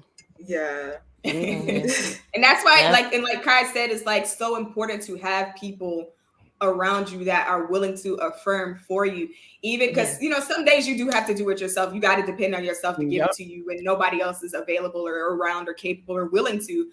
But I have people who like are just viewers, people who are, in the same place as me as you, people who I look up to, who I consider to be like a higher level of content creation than me, all of them doing the same thing, going like I understand how you feel right now. And they tell me the same thing. We all go through it. We all feel that imposter syndrome. We all have those moments of like stagnation and doubt and stuff. But it's like, at the same time, you're killing it, Kichi. Like, don't question yourself. Just keep going. You know? That's so important to have that. You gotta have that. You gotta be rooting for yourself. Yes. I want to okay. First of all, I want to say I have chills. Like from the things that you guys are saying. I love how real this conversation has been getting. And like the thing that my big takeaways are like, I am going to say like the nerd stuff. And what if I'm like, I want to say that, and what, like if I think I'm a fraud, like, and what if I'm a fraud, and the aspect of Kai, like, I feel like when Kai, like when you shared that it's a daily thing that you go through, I feel like an onion just got peeled. Like, I felt like a layer of me was exposed and I told you not to expose me. Okay. It's like that aspect of even, I will be honest, the construction of this call. Okay. I'm like, when I posted it, I honestly felt like no one was going to respond. Okay. I felt like not a soul was going to respond. I was like, why would anybody want to be on, because you're Christine. I'm showing up. Yeah. I'm showing up. Like, so Phenom, we've been doing this for a few years, Mother's Day and mental health last year with the Twitter space. But I'm like, I was very surprised. So I will say thank you guys all for, reaching out to me in the different ways that you did. And a couple of you were shy when you reached out, like, and I could tell in the way that you worded your response, like yeah, Brandy, I was like, yeah, you were shy. But I was kind of like, oh, I'm also shy. Like, oh, at first I was like, how do you know who I am? Like, where I did was you like, No, but like what you're saying is a big part of imposter syndrome too. Yeah. The amount of people that have come up to me like, "Oh my God, you're calm." Like, wait, hold on, but you. Right. If anyone knows who Ife Wadaway is, I was Yes, having a conversation with him at DreamCon last year about how, again, I don't like putting myself in positions where I'm there because you allowed me to versus you wanted me to. But he literally told me you have to break out of that mindset. Do you know how many opportunities you're stopping yourself from getting because you are not taking that first step to make that connection? And you never know. Someone could be having the same thought about you, but you're so worried and in your head about, oh, they don't know who I am, that you're not willing to shoot that shot. So oh my God, it's something I tell myself often of just like, I gotta get out of my head. And at the worst, what can they say? No. And you're doing exactly what you do. Exactly. Yeah. One thing about me, I'm gonna shoot that shot. I don't care if it misses. It miss. I'm shooting all shots. I don't know. I also that's the best thing about the internet. Right now, she was just like, and you got to shoot your shot. She's like, shots of Mama Kai. Dana, what about you? With imposter syndrome, when was the moment you've had imposter syndrome? I think just piggybacking off what everybody's saying. Sorry. Piggyback off what everyone is saying. How I think it's human to compare yourself to other people, right? Even though it's the worst thing you could do to yourself, right? For me, Christine, actually the first day I met you, I think I met you at DreamCon. Yeah, I think I was expressing to you where in the whole content creation field, I'm still trying to find my niche. I'm still trying to find, like I said, my purpose and who I am and where do I fit in all this, right? And because, and I tell my community this all the time. Like there are times where I kind of just think to myself, maybe this isn't for me. Like, you know, I'm not super bubbly like some of my other friends. I'm not extremely funny like my other friends. I'm not really good at gaming like a lot of other people. So it's like, you know, where does this fall into play? But then I'll have people, you know, message me, DM me, or come up to me. I remember one of my community meetups for TwitchCon. They told me like, you know, you really helped me during some dark times, like, you know, because my community and I will have some conversations about just life, and you don't know whose lives you're touching, and then you'll have subscribers come into your chat who's been subscribed for like 5 months, 6 months, 12 months, 15 months, 24 months, and it's like, wow, you're still here with me. So it's like, that's the motivation that keeps me going. So people that still stick around, and it's like, for you to just give up, you know, I can't do that. Like I've had people been here since the beginning, so I can't. Yeah. So, yeah. They want to see you pop. They want to see you thrive. So like, they gotta do that thing.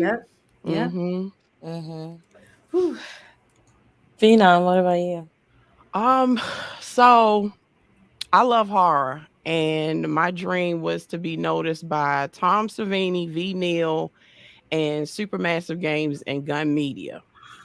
And I remember I got an email from Supermassive Games, and I'm like, is somebody pranking me? Like, what? And it was for the Quarry. And I'm like, oh my God. And they were actually like really nice. Like I'm fangirling, and I'm talking to this rep. And she's like, I said, well, I'm sorry. Thank you so much for thinking of me, because I know you probably didn't know who I am. And she said, oh, we know who you are. And I'm like, what? Girl? But then I felt like, oh my God, like I can't tell anybody this, because it's people who felt like they're not where they want to be in content creation, or Mm. they feel like, well, why did I didn't want to feel like, why well, were why you did deserving of it? right, or is Mhm. she bragging? But I was like Mhm. so happy, and I was scared to and I remember having a talk with my sister, and she was like, I have your social media account. If you don't post this, I will. Like, you deserve it. That's great. And I was That's like, great. I just feel like at times, because like I said, I've been through a lot, and I've done a lot of stupid things in my childhood. And there's always that fear of, well, why y'all hiring her? Because she used to be in gangs, or she used to do this. And I used to say, well, I'm transparent with everybody because I want to help young kids to let them know, like, the hood is not it. Like, you can go far. But Mhm. at the same time, there's always that fear of someone like, well, no, we don't want to work with you because, so that was one moment that I had like imposter syndrome. And I was really worried, like, should I be, expressing how happy I am? Should I post this clip? It's crazy. It's weird. It's funny that like the one thing that a lot of us have mentioned was that whole comparison thing, and I do feel like I think Kai had said this. It is a human thing to do, and I know that all of us agree that it's not the right thing to do, but it is the human thing to do. I do feel like there are ways to compartmentalize it as well. Like you had mentioned, you didn't want to post it because you didn't want people to say like the why her thing, right? And it's interesting when you're in situations like where I've heard someone say the why her, or someone has told me how someone else had the conversation with them, be like, why Christine? Why is Christine doing this? Why is Christine getting this and whatnot? And it does get uncomfortable, and it does make you kind of want to hide your light, Yeah. Oh my gosh, yes. It makes you want to like dim the light, Yes. But the thing I go back to is we've all learned this song, this little light of mine. And it's like I do, even though I'll have moments where I had to like really push, like, do I really want to celebrate this? And even now I'll still have that. Do I really want to celebrate this? Do I want to put this out on social media? Because and it's fear, you get afraid. You're afraid that people are going to feel uncomfortable. You're afraid that it's going to put them in a place against you. And then imposter syndrome sneaks in, like, they're going to see that you're not as great as you think you are, and it just starts this spiral. So I do want to encourage anyone that if you have something to celebrate, just do it. Just rip off the Band-Aid and do it. And one of the reasons goes to something that a few of you guys have touched on is how it affects other people.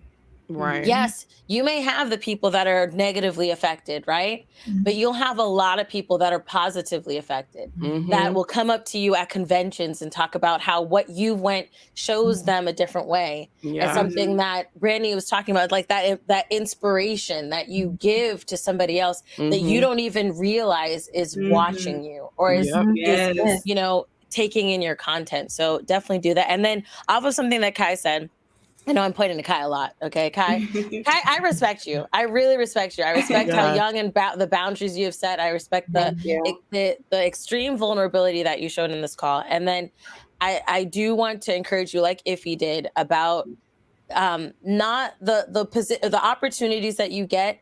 Don't gatekeep yourself from like that mindset Stepping on of my like toes. Right. Don't gatekeep yourself. Just come at me next time. My God. This ain't my face. Like, listen, you exposed me. Now it's my turn. No, but like, no. I want to say, don't gatekeep yourself. And this goes to, I'm not just saying this to Kai, but everybody. Like, there are many ways. Like with Kai, it was specifically like, I don't want to be in the room just to be there. I want you to want me to be in the room, right?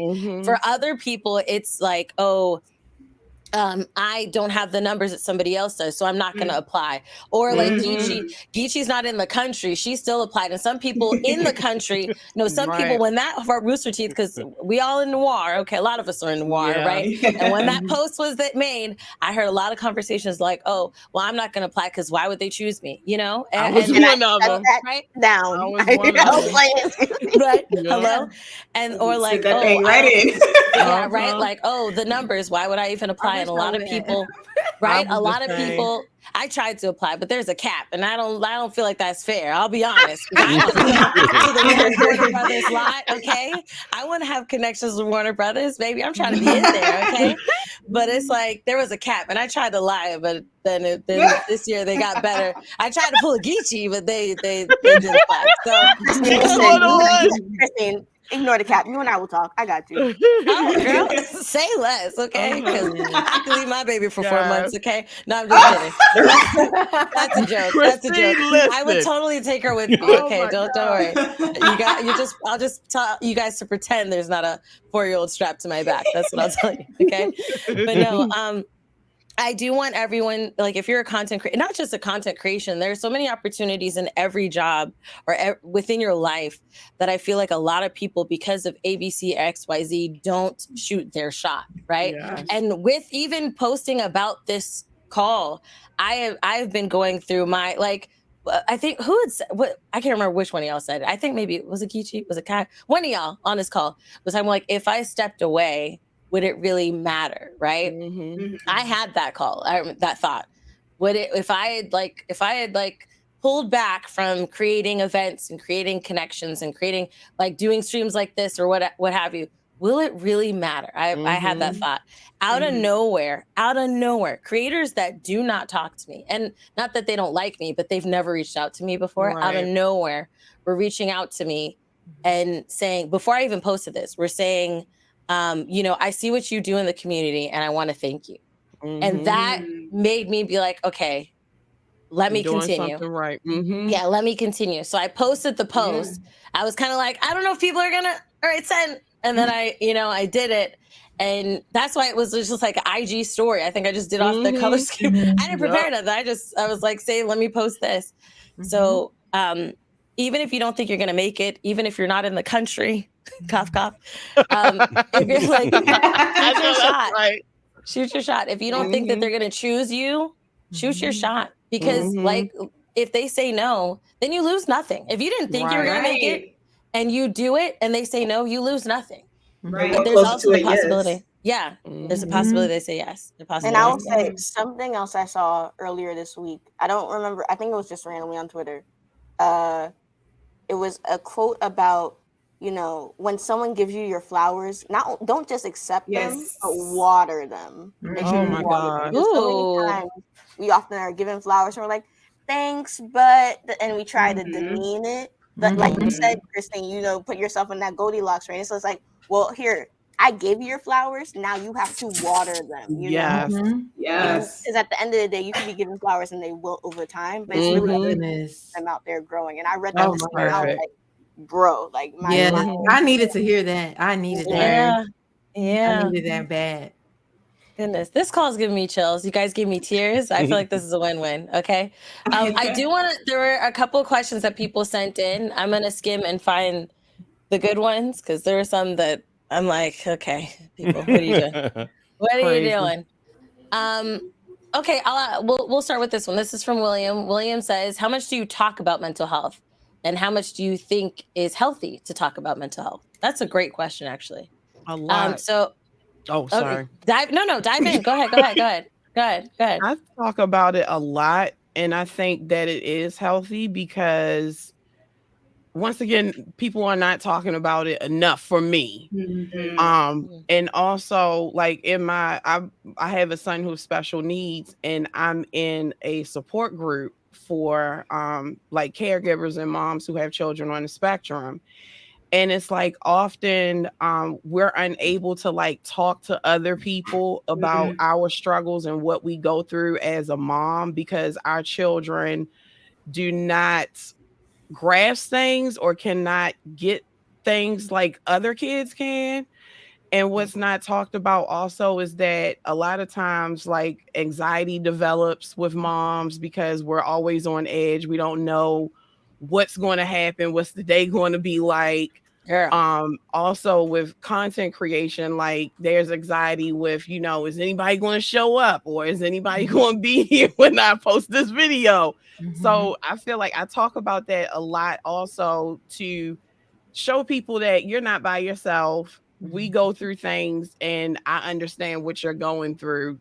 Don't hold it in, release it, let it out, talk to somebody, get therapy, because it's worth it. Yeah.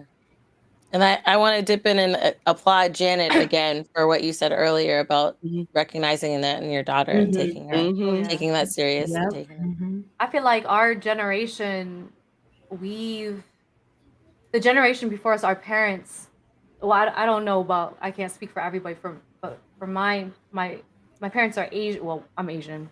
Parents being Asian, they don't express themselves a lot, right? In like verbally, and like for them, my mother told me she loved me for the first time 2 or 3 years ago. And because to them putting food in my stomach or a roof over my head, clothes on my back is their way of showing that they love me. They didn't feel like they ever had to verbally say that, right? So, and I just feel like, that being said, when it comes to things like anxiety, depression, and like mental health, it's just it was hard for me to even bring it up to my parents, because my dad be like, "Oh, you're depressed, man. There's no such thing as being depressed. Go do something." Like, but for us, I feel like our generation, we're much more understanding. So I think it's important to kind of be there for our children, that like in a way that some of us may not have had people, our parents be there.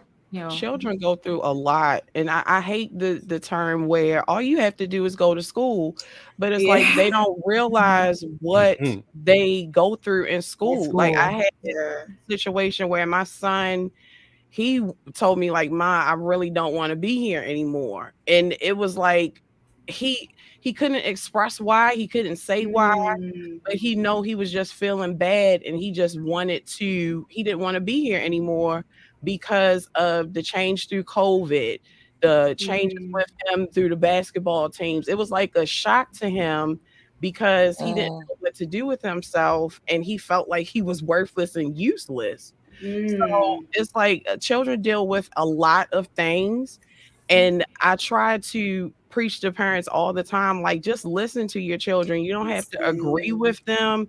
It's not your job to control them, because they're their own person. Your job is to guide them and to support them in their decisions, and lift them up when they make mistakes, and show them what they're wrong with they do. May I say something else?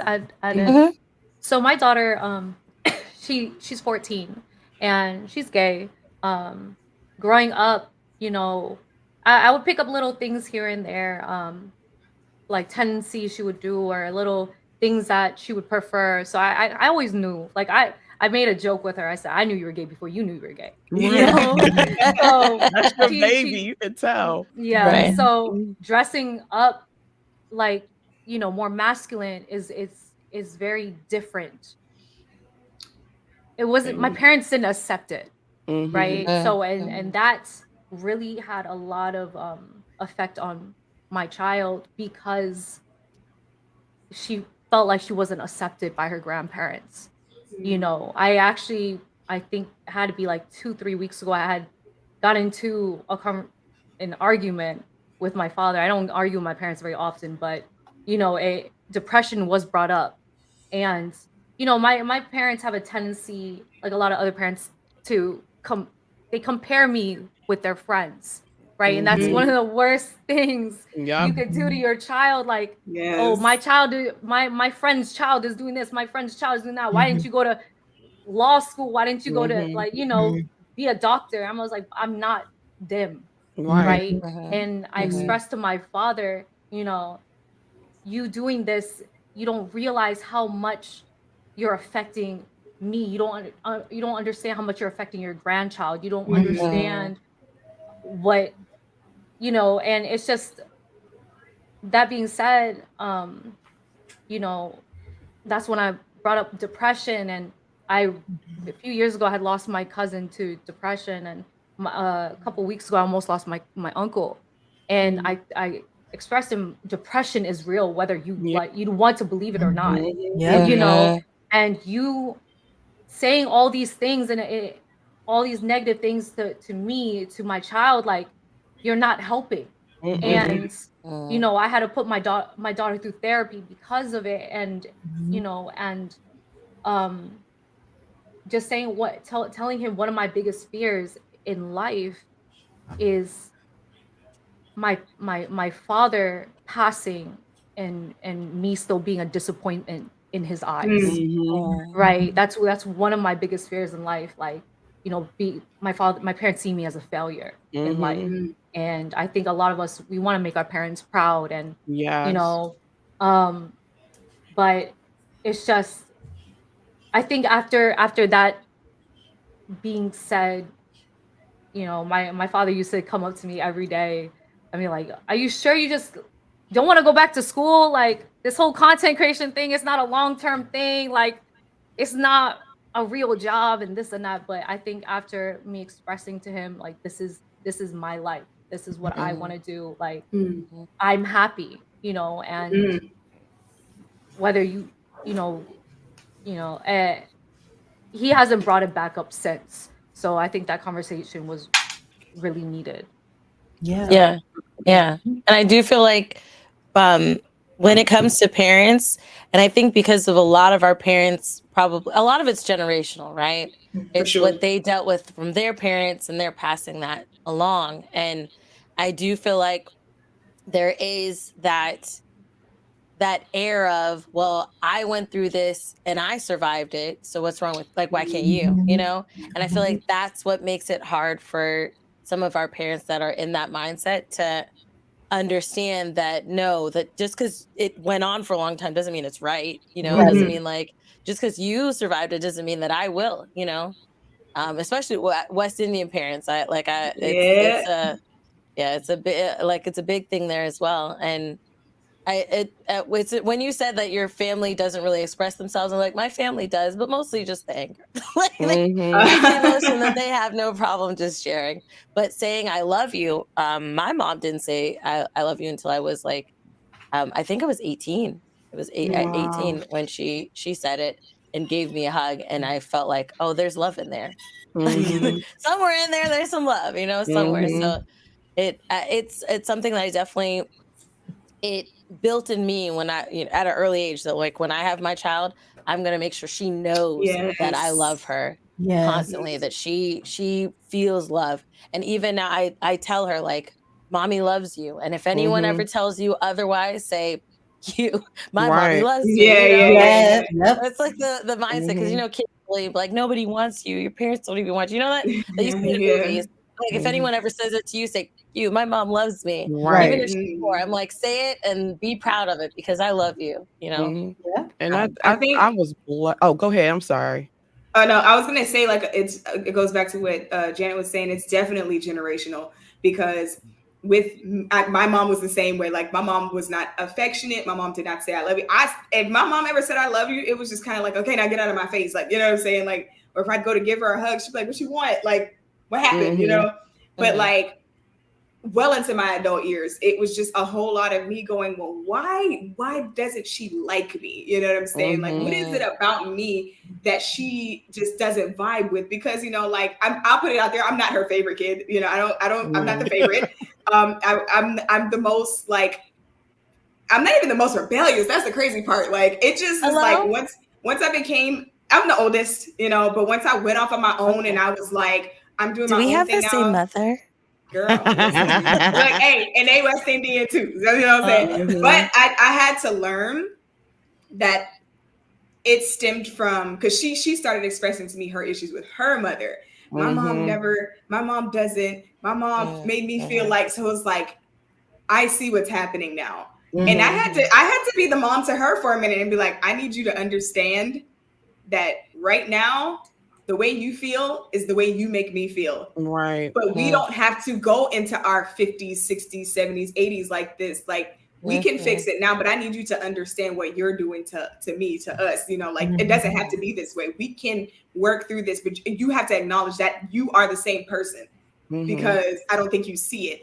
But with that being said, with my children are overly affectionate, and it's like it's not so much of like I'm not like trying to overwhelm them with my love, but I make sure they feel it. I know that they can come give me a hug. They know they're gonna get kisses and I love yous from me. But I also want to make sure the space is open for them to feel like they can do the same. Because with me and my sisters, we talk so much about how, like, when's the last time you gave mommy a hug? When's the last time you told mommy I love you? You know, it's like, it's weird. It's just, it's like it's an anomaly for that to happen. So it's like, for me, even though I don't like being touched, like that physical affection is not my love language, especially having breastfed children. It's like, I'm touched out. I don't want to be, you know, right. When my baby comes in the room, they wake up every morning and they, mommy, they give me a hug. I love you so much. And I'm like, you know what? I'll deal with it. I'll take it. Just give it to me. Just not too long. You know, after a while, I need it.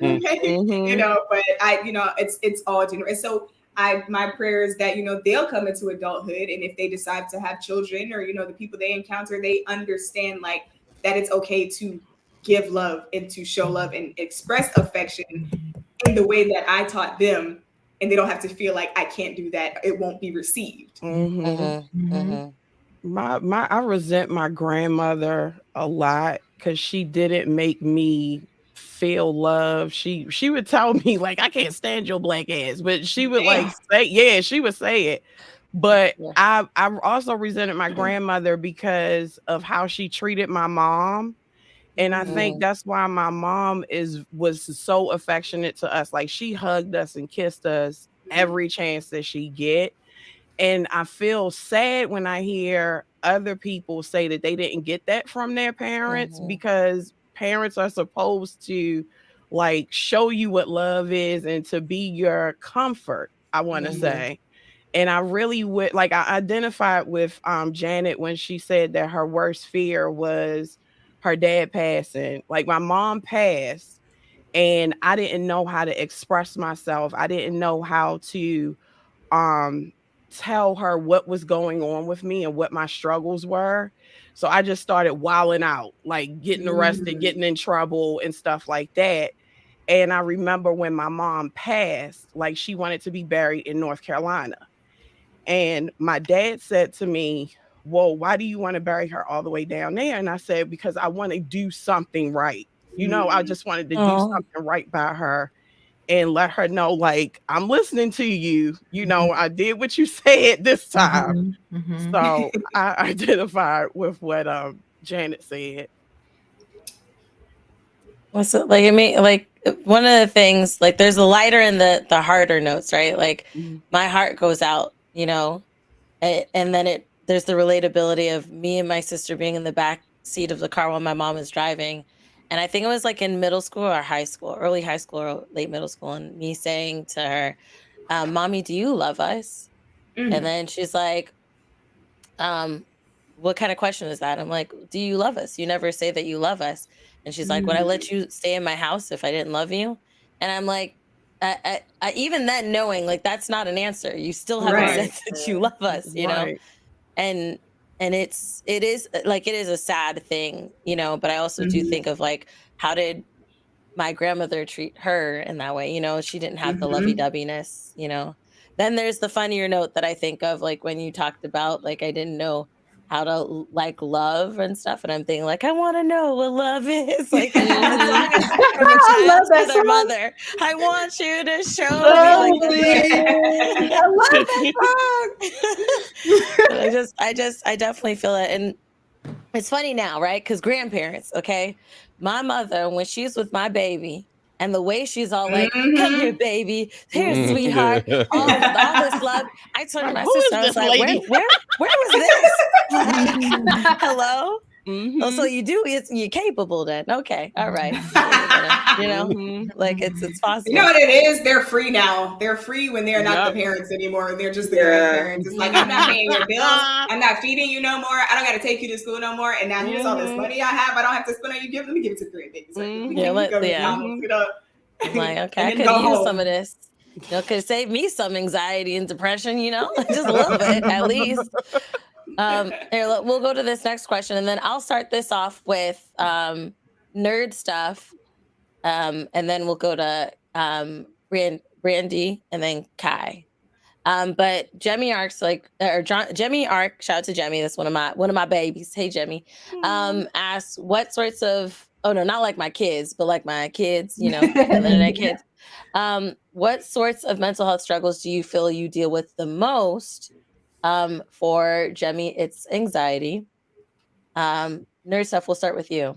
First is having to go to work every day. That is my biggest. I'm like, seriously, that is like my biggest issue. But that's again what I love so much about what we're doing right now.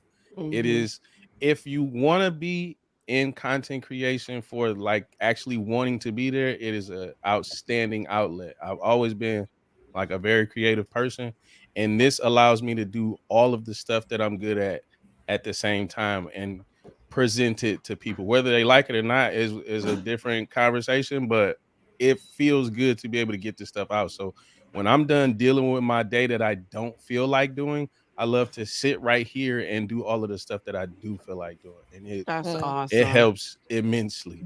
That's awesome. Great. That's great. Kai, what about you? Or what, did I say Brandy Kai or Kai Brandy? It don't matter. Brandy, you can go. Okay. I got mom brain. I'm like, I can't remember which name I said first. I'm like, I'm enjoying listening too. So That part. So for me, there's a couple of things. One of them I don't open up to really anybody about, and I know I need to. I just really don't exactly know how to do it. But I think the biggest thing I struggle with is being the founder of a community of people who are like in this industry, which is sensitive. Like it's a very sensitive, it's tender community. You know what I mean? And like I have to show up for them. And I think imposter syndrome is thrown into that because there's like a unspoken expectation, like being a leader, that you need to come correct, you need to know your stuff, you need to show up, and like I gotta be the one that goes out there and pitches for us, fights for us, reaches out, like I gotta shoot the shot for us. And like I'm trying to, I know it's not all on me, but like I really want to push for a like meaningful change in this industry. I understand like I'm a part of something bigger. Shout out to Beyonce, that's my song. But I'm a part of something bigger. You know what I'm saying? And that's a dope album. That's one of my favorite albums. I know people love the last album she just came out. That's cool and all, but Black is King. That's like that album. Amazing album. Bigger put me in the fields every single time. Yes. I'll be like, I just have to remind myself, like, okay, when I'm like, when I feel that. Yes. I think of the baby. I think a little one right over there. Yes, exactly. But it's a struggle, and I talk about mental health like for myself as a person, like it's one thing when you are like a creator for yourself and you just happen to have people who like your content, but it's one thing to be a leader of a space where people are depending on you. Oh my God. It's like yes, it's oh my God. It's like immense pressure, and I feel it the same way you feel. I feel imposter syndrome every day as well. I'm so glad that Kai said that, because I feel it every day as well. Because I'm like, I wake up and like, while sometimes I want to wake up and just be Yo Brandy talking about food and games, I also have to be Brandy, the leader of Brown Girl Gamer Code, and like, where are we? You know what I'm saying? How am I propelling the community forward? Like how, like what's coming? Like, you know what I'm saying? Like, and they're not bad. Like they don't put the pressure on me at all, but it's still there. You know what I'm saying? Yeah. Like, Mhm. and I put it on myself. And I feel it from the industry too, because I don't want us to get left behind, because the industry Right. will do that. Like, Oh, I for know, sure. you know what I'm saying? Like, I know that, since 2020, we saw this big influx. I Yeah. feel like I can plug these. I feel like I'm being held hostage by this charger. Mhm. But like, Be I know, freed, woman. Be yes. But like, there's, we saw like an influx of programs and diversity statements, and a lot of it was fluff. A lot of it was fluff, and we've seen like the drop in statements, the drop in opportunities and things like that. But it's like, we're still here, regardless of y'all putting these things out here. We are still going to deal with harassment. We're still going to deal with being left out. We're still going to struggle to get jobs in gaming. Like, we're still going to struggle, and it's like nobody is going to show up for us. Yep. Like, Right. nobody's coming to save us. So it's like this pressure that I always feel. And it does get to me mentally. It does affect my mental health a lot. And Yep. and I try to find that balance and give myself grace and understand, give myself the same advice I give other people. Like, you don't have to know it all. You just need to show up, and like showing up for them is enough. And my authentic self is enough. Like, me being here and creating the space, like, it's still enough. But like, it's a struggle. And I think that's probably like one of the biggest issues I deal with the most. And I feel like there's not really a space for that, where it's like dedicated to people who are not just creators, but also like a leader of a space. And I'm like, where do I find that? Like, where do I find that community, or that space where I can be vulnerable about what I'm worried about and my fears, and like, is what I'm doing, is it even doing anything? Making any sense? Is it even Right. making sense? Is it making a difference? Am I even helping people? Like, Exactly. should I give up? Like, there are days where I'm like, I think I need to throw in the towel, because I just don't feel like I'm doing it. You know what I'm saying? Like, and I'm just being real. There are days where I'll be like ready to just throw in the towel.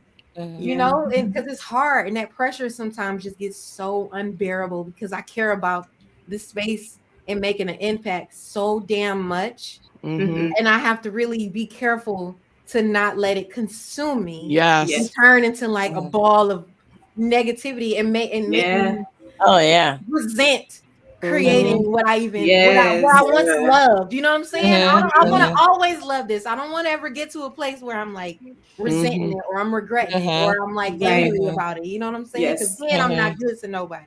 Yeah. And when you say it makes me like because that's a very real point. Like, when you're trying to do big things and you're trying to lead, you're trying to guide, or try to open doors, or try to create paths or spaces or stuff for people. And the thing that people don't talk about is that you get it from all sides. Yes, indeed. You get it from all sides. Yes, and indeed. That's the thing that makes it hard, because it's not like you're like, okay, one side's at me, but I have my other side that's riding for me. No, it's like you get it from all around. You get it from people from all over the spectrum of color. Everywhere. Everywhere. On what you're trying to do, and then you're also dealing with personalities. You're dealing with whatever things that they're dealing with, that they're bringing into the conversation or table. And then there's that aspect of being a woman as a leader, and constantly, you know what my thought process is? I don't want to come off like a bitch. I don't want to come off Oh my God. Yes. You have to assert yourself. Got to. And like trying to not be a people pleaser, which I am, but then also trying to set boundaries. It's a lot. It's so much. It's so much. And I've never ever spoken about this till like this moment. Well, I thank you for sharing it. Yeah, it's very relatable. Thank you for providing a space where I feel safe enough to share it. Well, I'm glad y'all feel safe.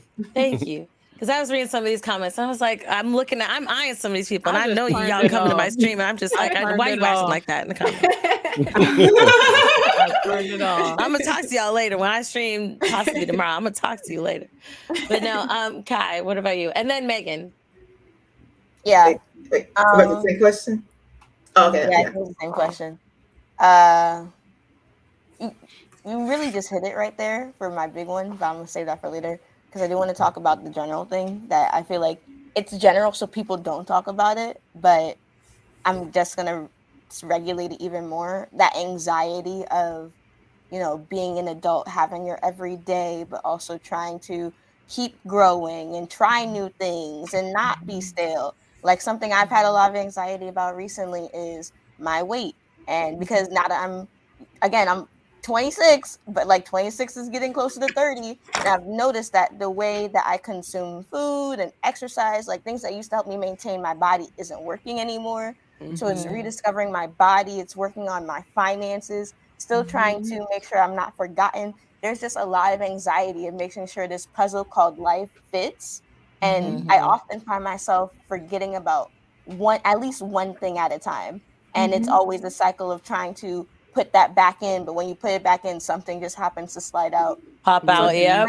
an anxiety of one, being a perfectionist and knowing that I'll never perfectly have it figured out, and the never ending cycle of that, and just Say that again. Okay. yeah, and then just trying to come to the understanding that you may never have it figured out perfectly, but you just need to have it figured out for this moment. Because if you keep trying to figure out for the future, you'll never be able to exist as you are now. Girl. So that's Yes. something I'm constantly trying to remind myself of when it comes to my anxiety. But going off of what you were saying, something that honestly is a real trauma for me, because it's happened so many times and it still happens to this day, is the trauma of feeling like you're misunderstood, Oh my misheard, God. or Yes. communication is just the issue. Because we're often told in this industry that the way that you survive is by being yourself, because there's no other you. But what And it's a happens when you're lie. fully yourself and people can't accept that? Mhm. And people are telling you, no, you're doing too much. If you really want to make Yes. Girl. calm down, Make you have to yourself be a little bit smaller. more You too quiet. ghetto. You have to, exactly. There's been so many times in situations where I've been offered opportunities by being myself, gotten into the room, and they say, okay, and then now that you're here, you're doing too much. You're kind of like Yes. dulling my shine, or you're Yes. speaking over me, or you're being too loud. I can't hear myself.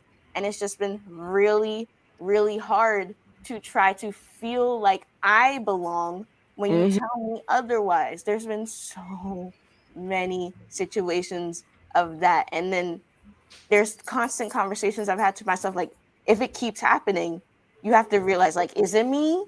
And then you have to have that conversation. Like, well, it's not you. You still have to accept yourself and be okay to make slight changes. Because again, if the idea of if it's constantly happening, maybe there's something that you can learn from the situation, but not have it be such a hindrance to you that you're just like, well, man, if it's always me, then I should just leave, right? So Right. it's such an ongoing trauma, to the point where now anytime I enter, in fact, I'm like in a new office now, anytime I enter a room, I just have the idea of like, am I doing too much? Am I being too loud? You have to And suppress yourself. exactly. And the thing is, I don't think there is a world where I ever will suppress myself, just because I don't know how. I don't sorry, I don't know how to That's dim good. my light. It's good that you don't know how. Yeah, but that fear of having that conversation again and again and again is just so hard. And there's so many situations where I just like, I'd rather not even put myself there, because I know once I'm there, I won't know what to do. I'm not gonna play fetch with you. I'm sorry.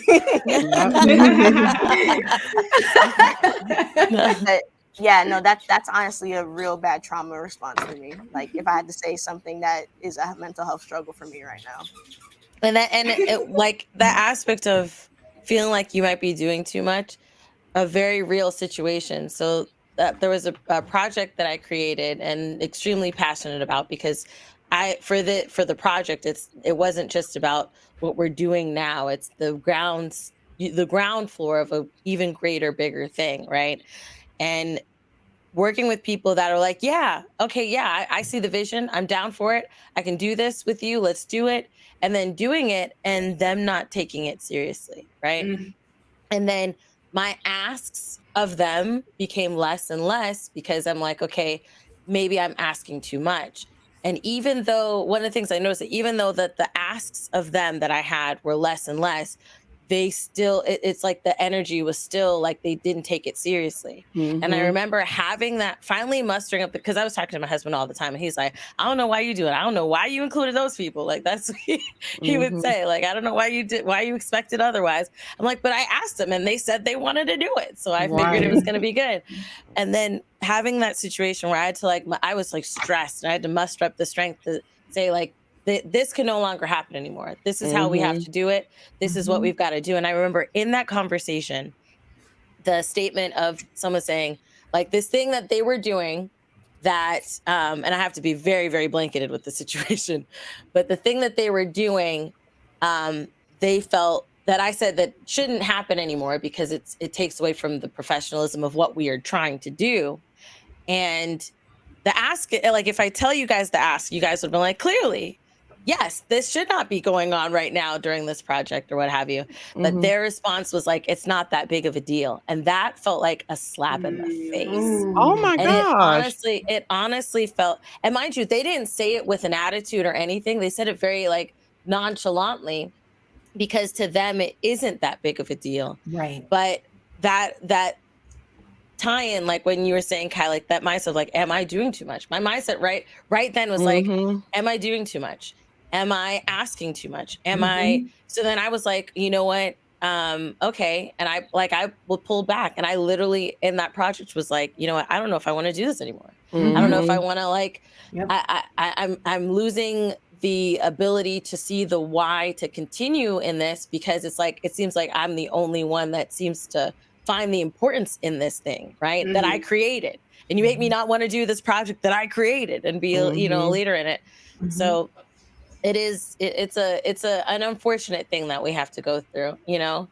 I don't have an answer other than keep on trucking and trying not to, you know, trying not to suppress in any way, you know, which is difficult. You're going to take a step back, but trying not to suppress in any way. Yes. I love that that you said that, Kai, like doing too much and like showing up when your authentic self is too much for people, because that is like a trauma like area for me too.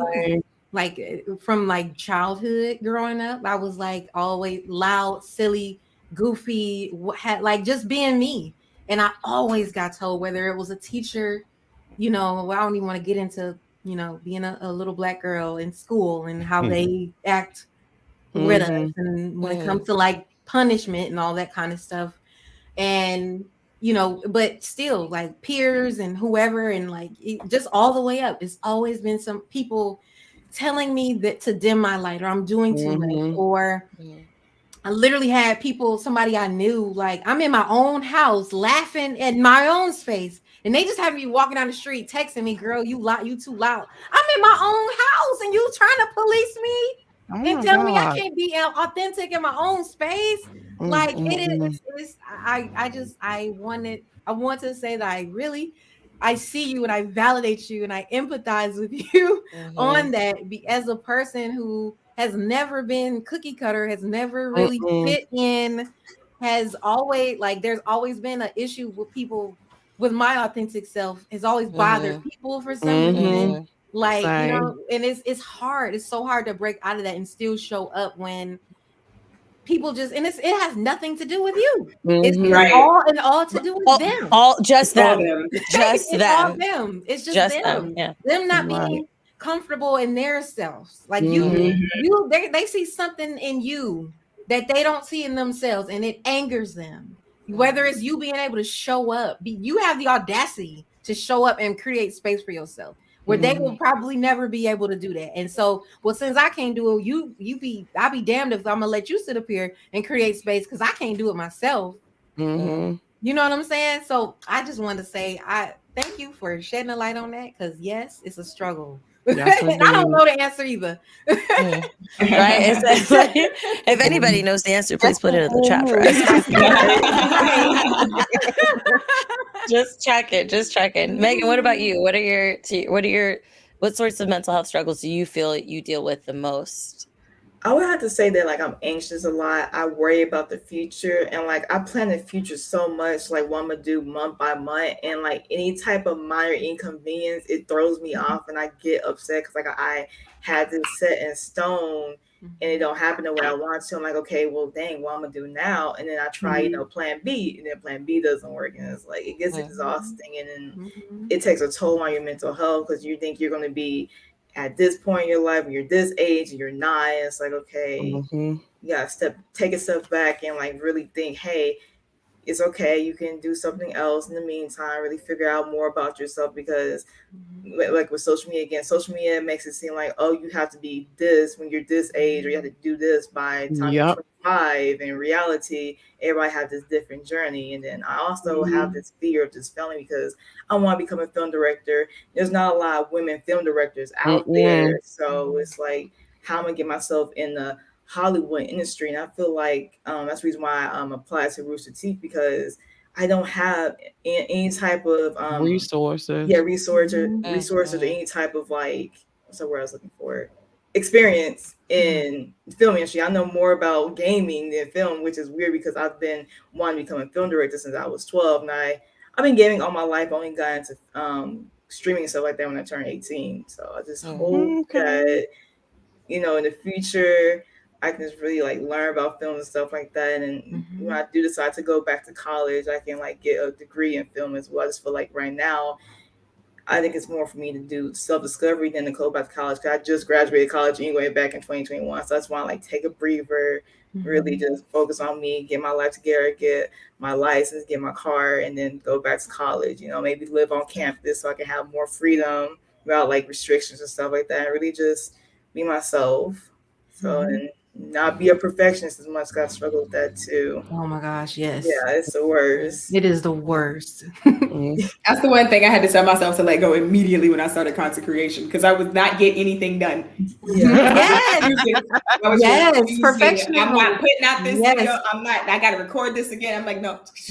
Like now, I don't care. I'm like, whatever it is, what it is out now. It's gonna be out. Yes, the amount of drafts I have right now just sitting because of perfectionism. Oh my god. It's an understandable. It's a very understandable in our industry. It's a very understandable thought process. I do want to encourage you though, Megan, to like not wait for the resources to appear for you. The great wonderful thing of the internet is the fact that you could start doing it now. So like having a YouTube channel and creating, like directing, like either I don't know if it's just the directing part or the writing part. If it's a writing thing, if it's both, then go ahead, write something, and then it's the great thing about living close to where like a college town. There are a lot of kids who just be like, hey, I'll act in this thing, So you can definitely find people who are wanting just for the experience, especially with acting. There's a lot of people who just want to have the experience of being on a set, and that'll be a great thing for you as well to like valuable frauds. Right. Hello. All of us frauds. Okay. I love it. All of us frauds. And you just create the thing, write it, put it out there, record it, and create your thing. You could be just writing and recording for yourself and then putting something out there. You could put a casting out there, and I'm sure you're going to find people that want to do, and places that you could film without a problem. Yeah, I mean, do your research, of course, because I mean, don't quote this stream when you get in trouble. Now. Research the laws in your area. Yes. But like a lot of the times, especially if it's like a college town or where you went to college, you could film in places on campus. If it's a school you went to, so just make sure you do your research again. But don't wait until you get the Warner Brothers opportunity and do it. Because here's the thing, a lot of people don't realize when they're like, hey, I'm going to wait until I'm at the door. A lot of times when they wait till they get to the door opens and that person's like, well, let me see everything you've done until now. And if they look and they don't see a portfolio, they're going to be like, well, how do I know that you are capable to do what I need? Because I don't see that you've done it. So take that step. Go ahead and do it. Issa Rae it. Issa Rae. Yeah. Wait, that's what I'm doing. Just about to start doing this cool stuff, interviewing people. Just offer it. Like, what's up? Mhm. That's Megan, we gonna honestly- I talk. don't know nothing. Yeah, about we need to nothing. talk. That's We the gonna instant talk. insight because I Yeah. talk to the interns of Rooster Teeth a lot. I always tell them exactly what Christine just said. Like someone said, I went to school for animation. I said, so do the Recreo Susie thing, like make small scripts and just animate that because that way you're getting Mhm. into animation, you're practicing that. Mhm. Same thing with that. If you want to do something, do like the Caleb Say thing, make mini scripts and do that. Yeah. And through that, you can always do more and more. Like YouTube is such a great for short form content, but short form content comes in every single medium. So if there's a Mhm. medium you really want to practice in, you really just got to go for it and do it. Mhm. Yeah. Yes. Yep. Ooh, Think of y'all RDC World, you know, they're Mhm. like, they're at a place where they're going to movie premieres and the celebrities are like, oh, I saw your Yeah. skit the other day about ABCXYZ. Mhm. And they Mm-hmm. are just a group of kids that just created and put it out there. Mhm. And I know when you bring up Shia LaBeouf, it gets a little, you know, sketchy for some people. But Mhm. what he said was just do it. And that's the thing. Like, imagine that aggression of like, just do it, you know, Do just take And to that be totally Nike honest, swoosh. the just do it is why I started streaming because I was in a stream as a fan of Achievement Hunter, just listening in. And I was asking Fiona, I'm like, how did you do like get that? How did you get it? And she said, just do it. A month later, I Yeah. started streaming. Mhm. So Yep. it truly is the epitome of Yeah. just do it. Post the content. Listen, I got drafts too. I'm not gonna lie. I got my drafts. Post the draft. I'm gonna do it. You know what? I'm gonna do it this week. They're going out. I don't care. I'm Mhm. gonna press Yeah. send and close my eyes. Close the app. Close the app. Close the app. Okay. Yes. That's what you gotta do. Uh-huh. You really gotta just say, you know what, just let it go. Yep. Don't Hit look, right. don't Let look it back. go. Yep. Don't look back. I'm gonna forget It's about it. gone. I'm gonna go read, cook, Set it and something forget else. it. Set it and forget it. Set it Yeah. and forget Yeah, it. forget it. Set it and forget it. And then Yes. the thing is too that cracks me up about like short form content is be the most random stuff that really pops. Yes. It's like I will take my time and record, cut, and wardrobe and makeup and I think hair there's and a sit video of and me playing edit with for my throat hours. that got like thousands of views. I was just Girl, like, this is the yes. content you want? I've done the full shebang just to get like 500 views on TikTok and then turn around. I made this video while I was in the States visiting my mom's house for Thanksgiving. And I had this stupid idea and I was like, I bet this will be funny. I didn't expect it to do anything. And it's got like 70,000 views on Those are the TikTok. And best I was like, ones. it was a fart joke.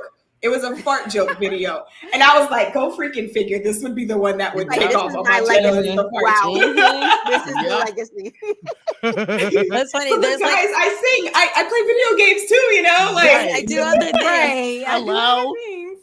There's like a mindset that people have with like about that when you talk about perfectionists. And I held workshops earlier this year, like in February. And one of the things I was sharing about how there's a I didn't say who they were, right? But I said how perfectionism, you don't need to, yes, you want to have quality, right? We all want to have quality. But if perfectionism is inhibiting you, then you need to break through that. Gotta go. Because there's a creator I know that has millions of views and he talks into a camera that I swear is like off of a Nokia phone, like the first Nokia phone that you played Snake on. And he posts this stuff and he gets millions of views. And it's like, it's not, yes, get your tech if you want to, get your stuff, take your moment and write and all the things that you want to do. But at the same time, if it's inhibiting you, if it's like, I can't do this until I do that, you're holding yourself back. Yeah. Because And then on top of that, a lot of people talk about, perfectionism in the terms of if you just post something, it might go great and go viral. Yeah. But also, if you hold back on posting something, you also hold back on learning from what doesn't go viral. Like there's Yeah. so many things I post and I'd be like, oh, this didn't work at all. Let me find out why. I would have something never else. known it Right. was included in my draft. Like it goes both ways. Yeah. Mhm. I want to ask this next question, and then I do want to be respectful of your time because I know we over the time that I told you on the calendar.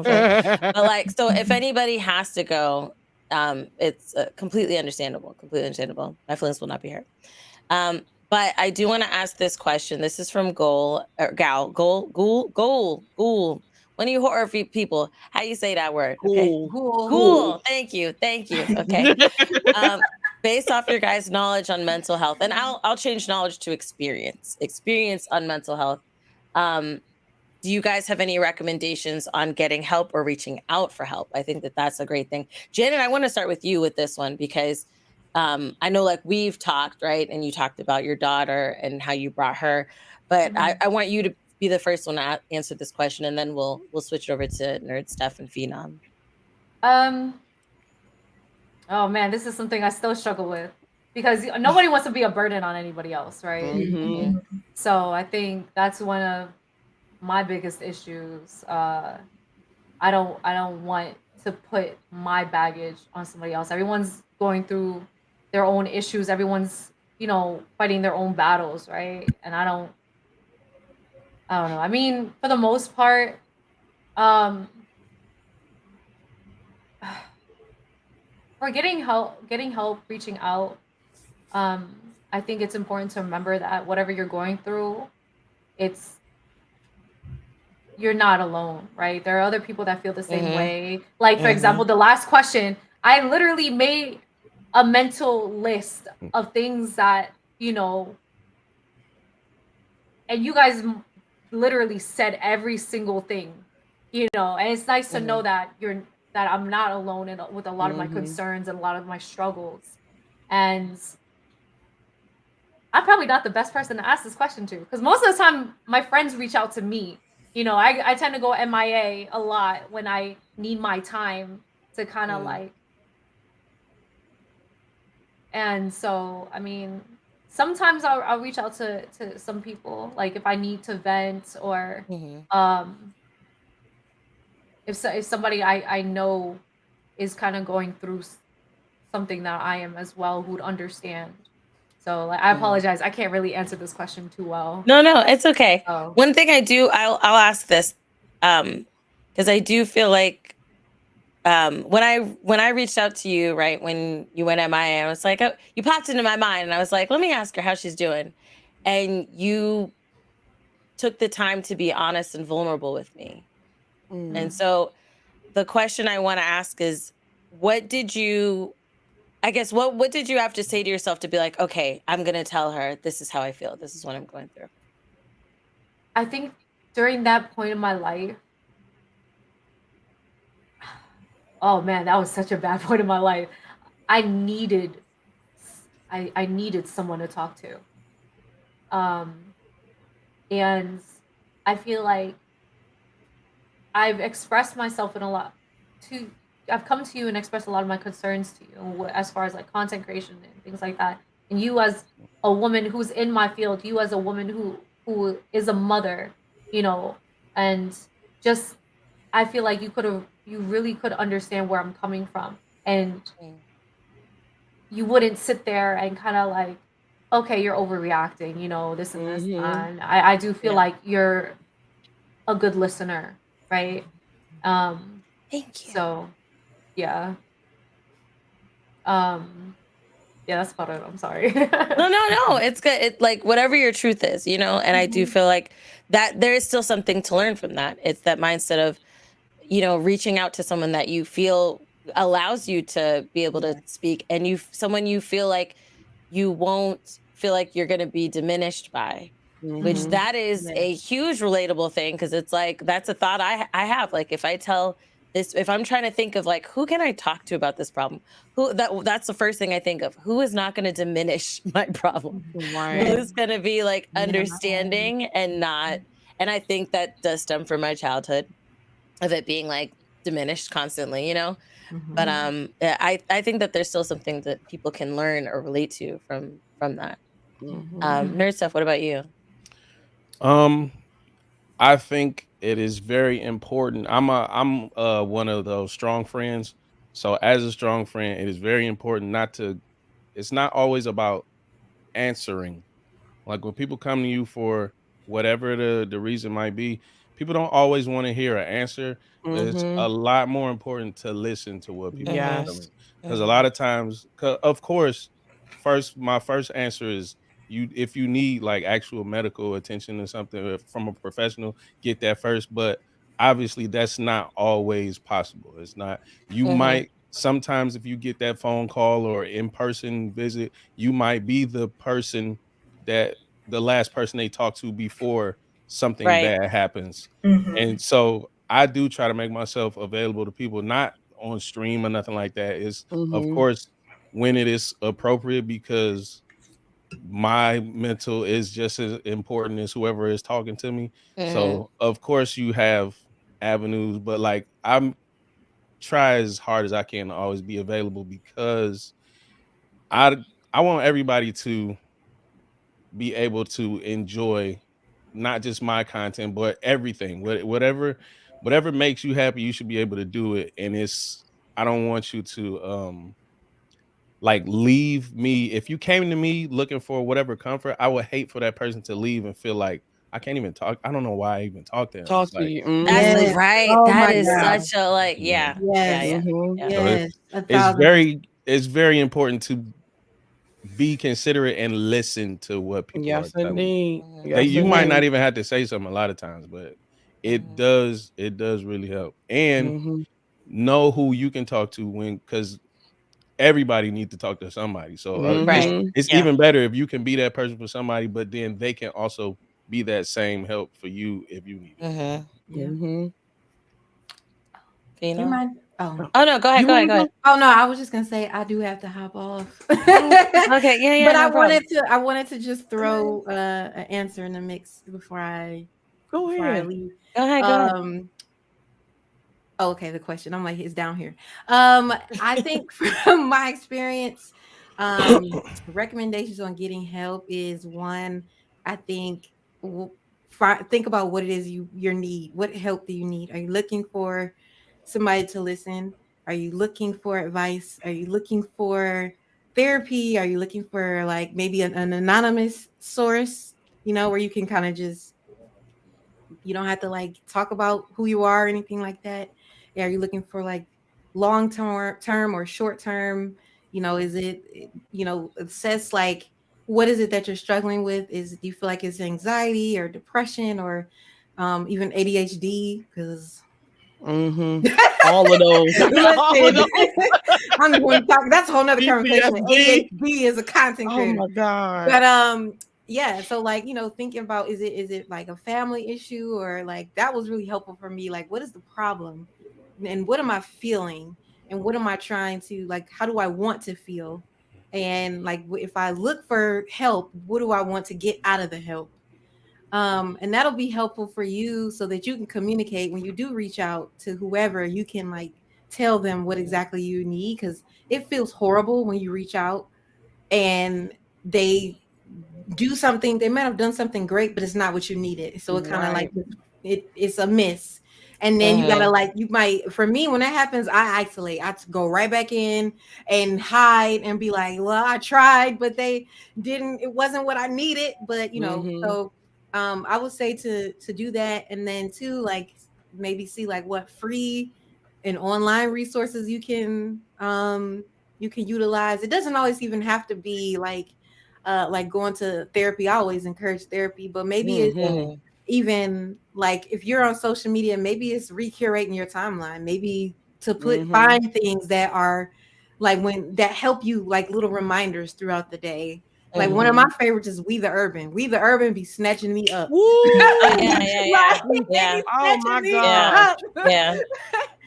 So it's like, it's like when you think about help, it doesn't always have to be this grand program, long term something. It could be, it's little things too that help you like throughout the day to day. So I would say to assess like your needs first. And even like maybe talk about it with a friend. Like for me, I also, it's helpful for me to do things with people. So if I know someone that I trust, Mhm. maybe they can reach out with me or like be with me while I call the therapy person, or you know what I'm saying, like doing something together with somebody I trust. So I know that I got this support person. Or even if my dog, I'd be like, girl, be with Yes, me indeed. because I need to I need to do this. So, just taking the time to like assess what your needs are before you reach out is really helpful. Mhm. But That's yeah, good. I do gotta hop off. It's been great, y'all. Bye. I'm gonna follow all y'all on everything and support y'all. And I just, I want to help y'all just go out here and be great and be kind to yourselves and give yourselves grace. Yeah, y'all are all great. Period. And you Thanks, keep killing it. man. I'm gonna let you know. I see that BGGC on YouTube out here, on YouTube out here, on Ghana YouTube, like it's out here. So keep killing it. Thank y'all. I appreciate that. Bye, y'all. Have a good night. Bye, Brandy. I And then- apologize. I actually have to go as well. I was supposed to leave like an hour ago. Oh no! The conversation got so deep. I don't want to leave. Oh my gosh. Thank you so much, guys, for having me here. Thank you so much for everything and sharing your truth. Like, you guys honestly helped me more than you know. Like, I know my purpose was to come here and hopefully, like, I could help somebody, whether that's in my community or, you know, in your stream, Christine, like, by sharing what I've experienced. But you guys have, by sharing everything you've been through and just knowing, like I said, that I'm not alone in a lot of my concerns. And so I'm so sorry. My chat is blowing some stuff up. I'm so sorry. But you guys are honestly wonderful. And thank you so much. I'm definitely gonna check you guys out. So yeah, thank you. Nice meeting Oh, you. thank you for coming, Thank Janet. you. Appreciate it. Bye. Bye. Have a good night. Night. For the question, I'll throw it to. I was gonna say I'm actually about to. It's like 5 Okay. a.m. right now. Right. wow. Go to bed. Go to bed. Oh Lord. Yeah. Late. I was sleepy. I was trying, y'all. No, you did great. You did great. But thank y'all. Thank you, Christine, for having me and you know allowing me to join in on this. I'm all about stuff like this, so 100% appreciate it. I know all y'all anyways, you know. So y'all, I appreciate y'all. It was fun. I'll see y'all around. I'll see y'all around. I know who y'all are. Good night, y'all. Bye, Geechee. Thanks so much for coming. And then there was 5. About 5. But yeah, I'll throw the because this will be our last question because I know we were supposed to end about an hour ago. But like Janet was saying, the conversation was getting really, really it's healing. This has been a healing conversation for me. It has. So it became something even more beautiful than I anticipated or I expected. So I thank all of you guys for coming on. And if my applause thing would work through here, I would do it, but it's just gonna have to be my hands for now. But I really thank you guys so much for coming through. But this will be our last question. But I'll throw it to Kai. So off of your experience on mental health, what recommendations do you have on getting help or reaching out? Yeah. My first answer is therapy, but I know that is a privilege, so I won't let that be my only answer. Also, there's different variations of therapy that work for everyone. The first thing, because there's typically 2 things I always do when I feel like the world is crashing down around me. And the first thing is recognizing that for me to have felt this pain means I have had to have felt the same level of happiness, and understanding that emotions are a cycle, and that I should understand that this is okay. Feeling this is okay. Feeling this is normal, and you will be okay. Like, not understanding that I will be okay eventually helps me calm down even just a tiny degree in the moment.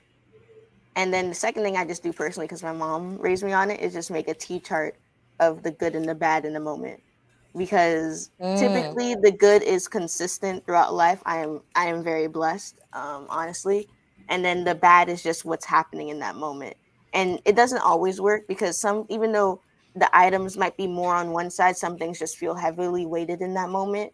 But at least looking at the numbers, because the good side will always be more, while the negative side feels heavy. It's just understanding, like, okay, it feels heavy now, but seeing it in front of me just kind of, it takes those emotions I'm feeling and pulls them out of me in a way that I can interpret them in a healthier way.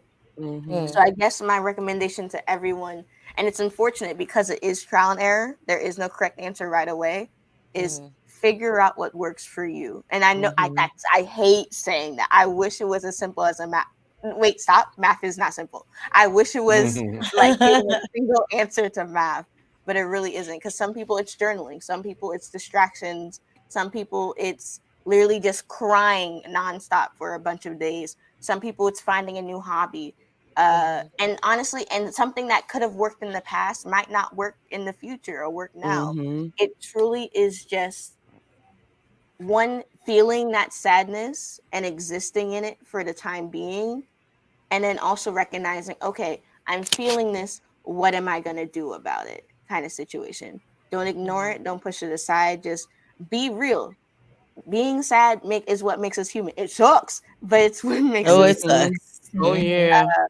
And again, I cannot say enough. The reason you feel the pain you do is because you had the equivalent amount of happiness at some other point in life.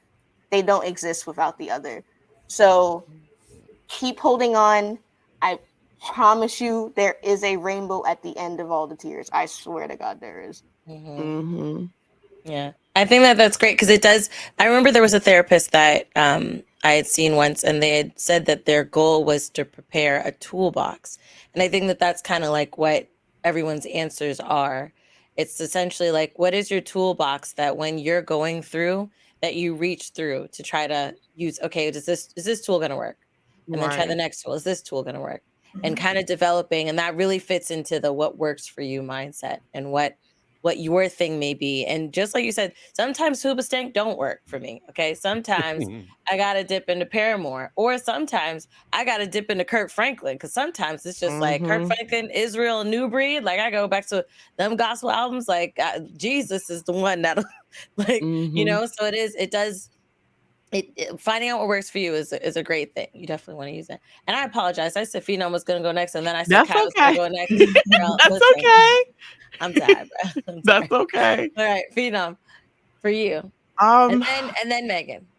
I think it's very important to find your people, if you have them, who you trust and who get you, I want to say, because sometimes people know what, like your people, they know what you need. They know how to comfort you, or they know how to approach you, or they know what you need sometimes. So I would say find your people. Also trust the process. I'm dealing with that right now through therapy. Like I want to just feel better, but I also have to understand that it's a process and you'll get to where you want to get eventually.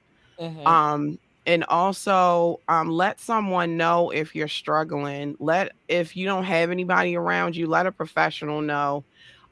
If you have that luxury of going to a doctor's appointment and they ask how you're feeling, tell them the truth so that they can find resources or find help for you, because it helps out a lot. I agree. Megan? So I wrote some bulletin points down while you guys were talking, so I don't forget them. But one of the ones I wrote down is that I do ask my friends for advice, because sometimes you do need a different perspective, because sometimes our minds are set on this one way of thinking, and you don't realize like, oh, okay, there's a different way I can solve this until you hear somebody else's perspective.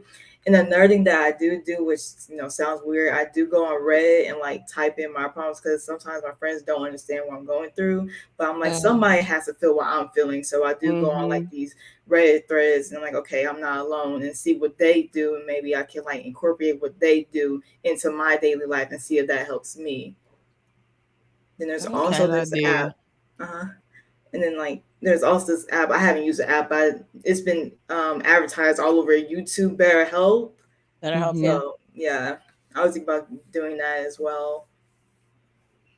I would say, as far as my recommendations, I think a lot of people, like a lot of you guys have touched on it. One would be talking to someone, right? And it can be from the range of like what Nerd Stuff was saying to the range of what Megan was saying, the aspect of either getting a different perspective, getting a different eye on things, or it could be a situation of just having someone just listen to you, not even like provide advice, but just provide a space for you to speak and just, vent or go through and allow yourself to be vulnerable. Because even like this conversation here, right? None of us are therapists. None of us are mental health professionals, but this conversation really helped. I know Janet was saying it, and I'm going to mirror what Janet said, the aspect of the conversation and relatability, finding that you'd like that reminder, you're not alone.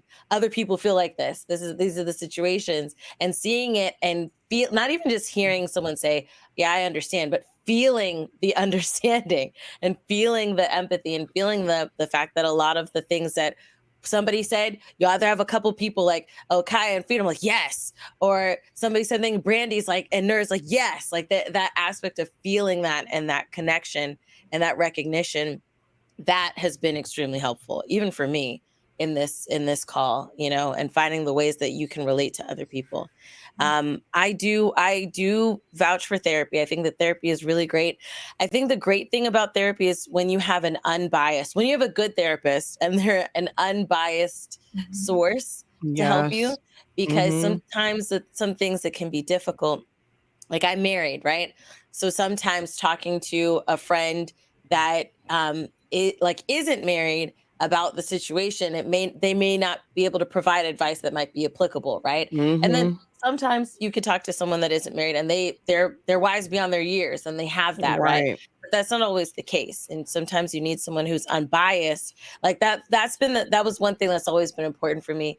Like, even when we were dating, right? If I talked to somebody about an issue and they were like, girl, I don't know why you do it, you just need to leave him, right? It's like, okay, well, are you actually trying to help me, or are you just pushing your thoughts on me? Like, how do we help the situation? How do we make this better? I'm telling you about like an issue or an argument we had. We can't break up at every argument, you know? Well, how am I ever going to find love? Like, if I listen to you about everything, you know? So I do vouch for therapy. I think it's great. Like you said, BetterHelp is great. I would also check, if you have health insurance, check through your insurance book. It's either online or it might be a physical book. If it's a physical book, I don't know if you should have them anymore, but you should be digital at least.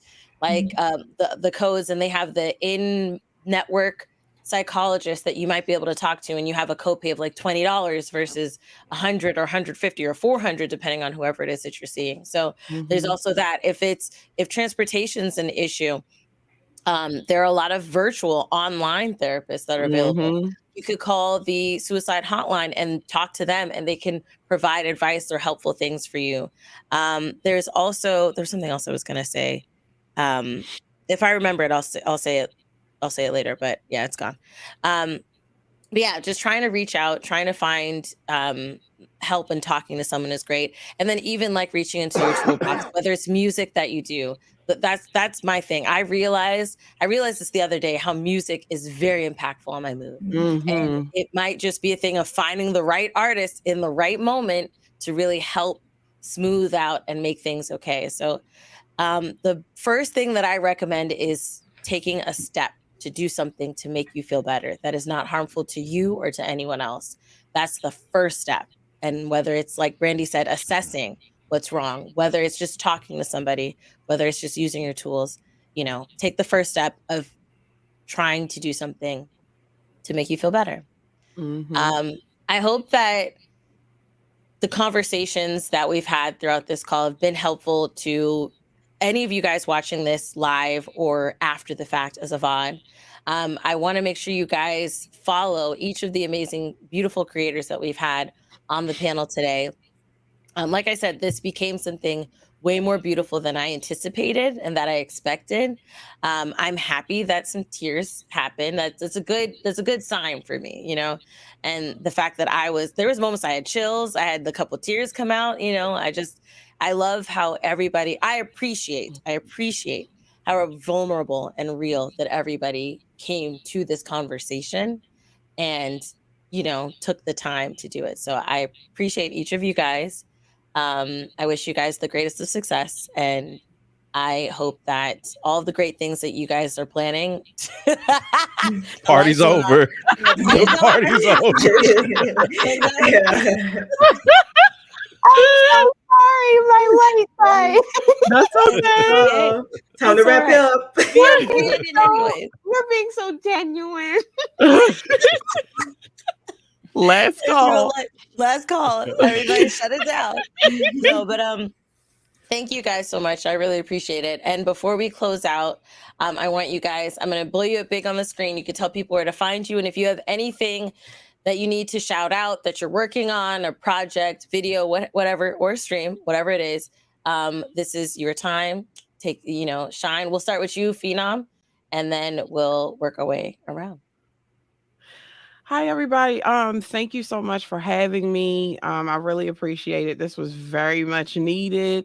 And I'm so happy to meet all the other creators here. And I appreciate everyone sharing their stories and stuff like that. You guys can find me everywhere at The Female Phenom. My next stream will be on Tuesday, I want to say. Of course, there'll be some horror involved, some horror games. I'm waiting for my stuff to come in the mail. So there's also, I plan some special effects makeup streams so you guys can get to see that. And also look out for my stream team, the Screen Reapers. It's a horror-based stream team. There's a lot of awesome creators on that team.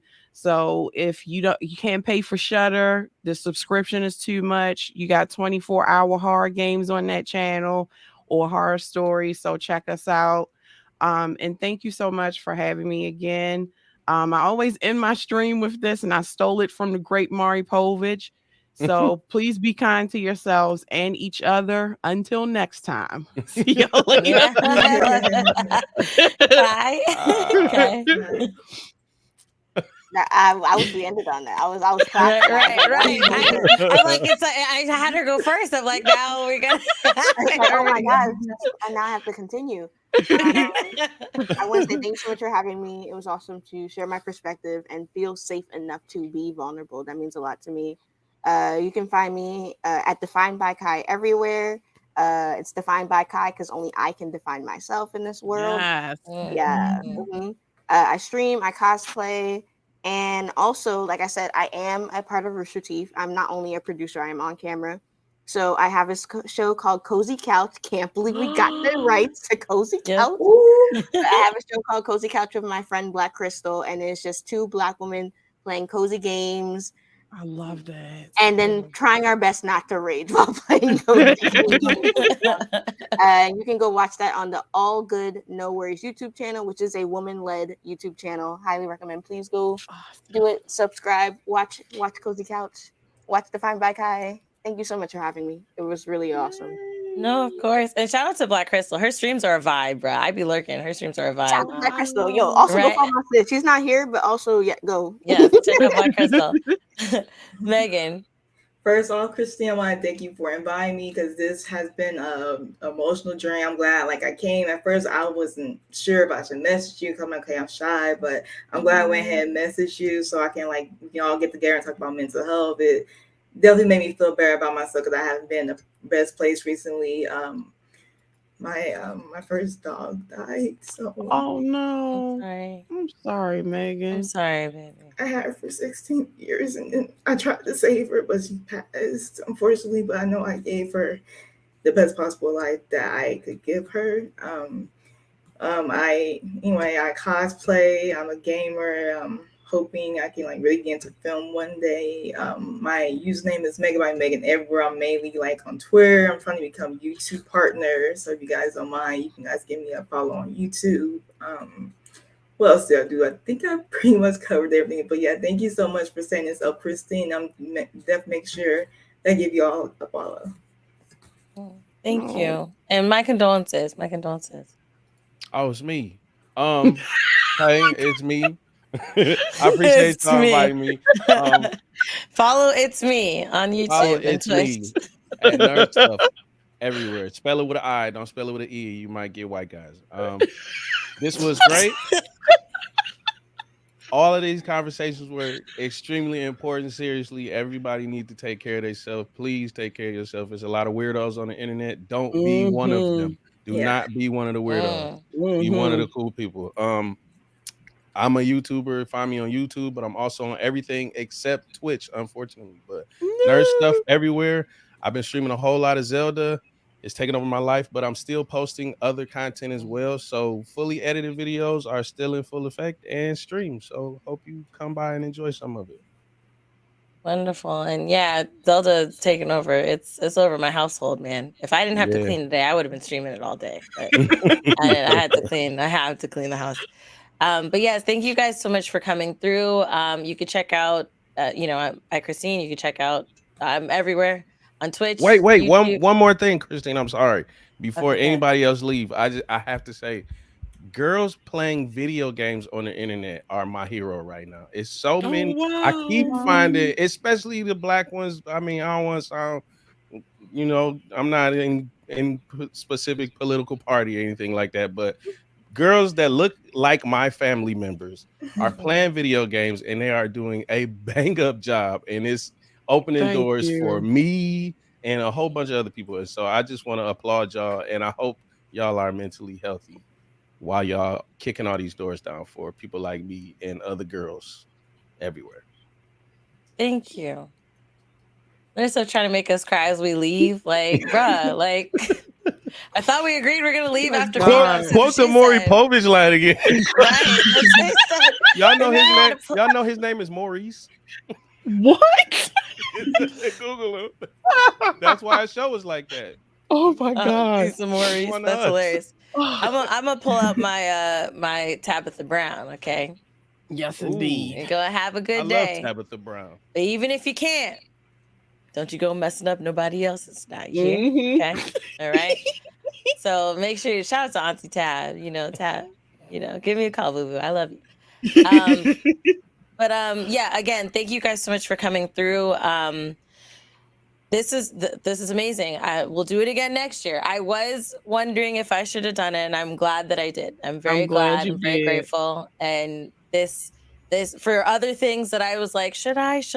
I will just do them. I will just shoot my shot. I'm gonna pull a Geechee. That's what I'm gonna call it. Pulling a Geechee, okay? Yes. Because she's like, I'm not in this country, but I'm gonna shoot my shot. She did it. Okay. She did it. So thank you guys again. Make sure you guys check out everybody that was on the panel. You can find their links in the description box below. If you follow me on Twitter, I did tag them in the tweet. So check them out there. Give them all the love, give them all the support, and help everybody soar, because it's only greater for everyone, It's high tide, it'll flat. All the ships will be rising, floating, swing. What do ships do? They'll be going somewhere. Maybe floating, maybe doing stuff in the water, but everybody can do it. Okay. Yes. Thank you guys so much for coming through, and we out.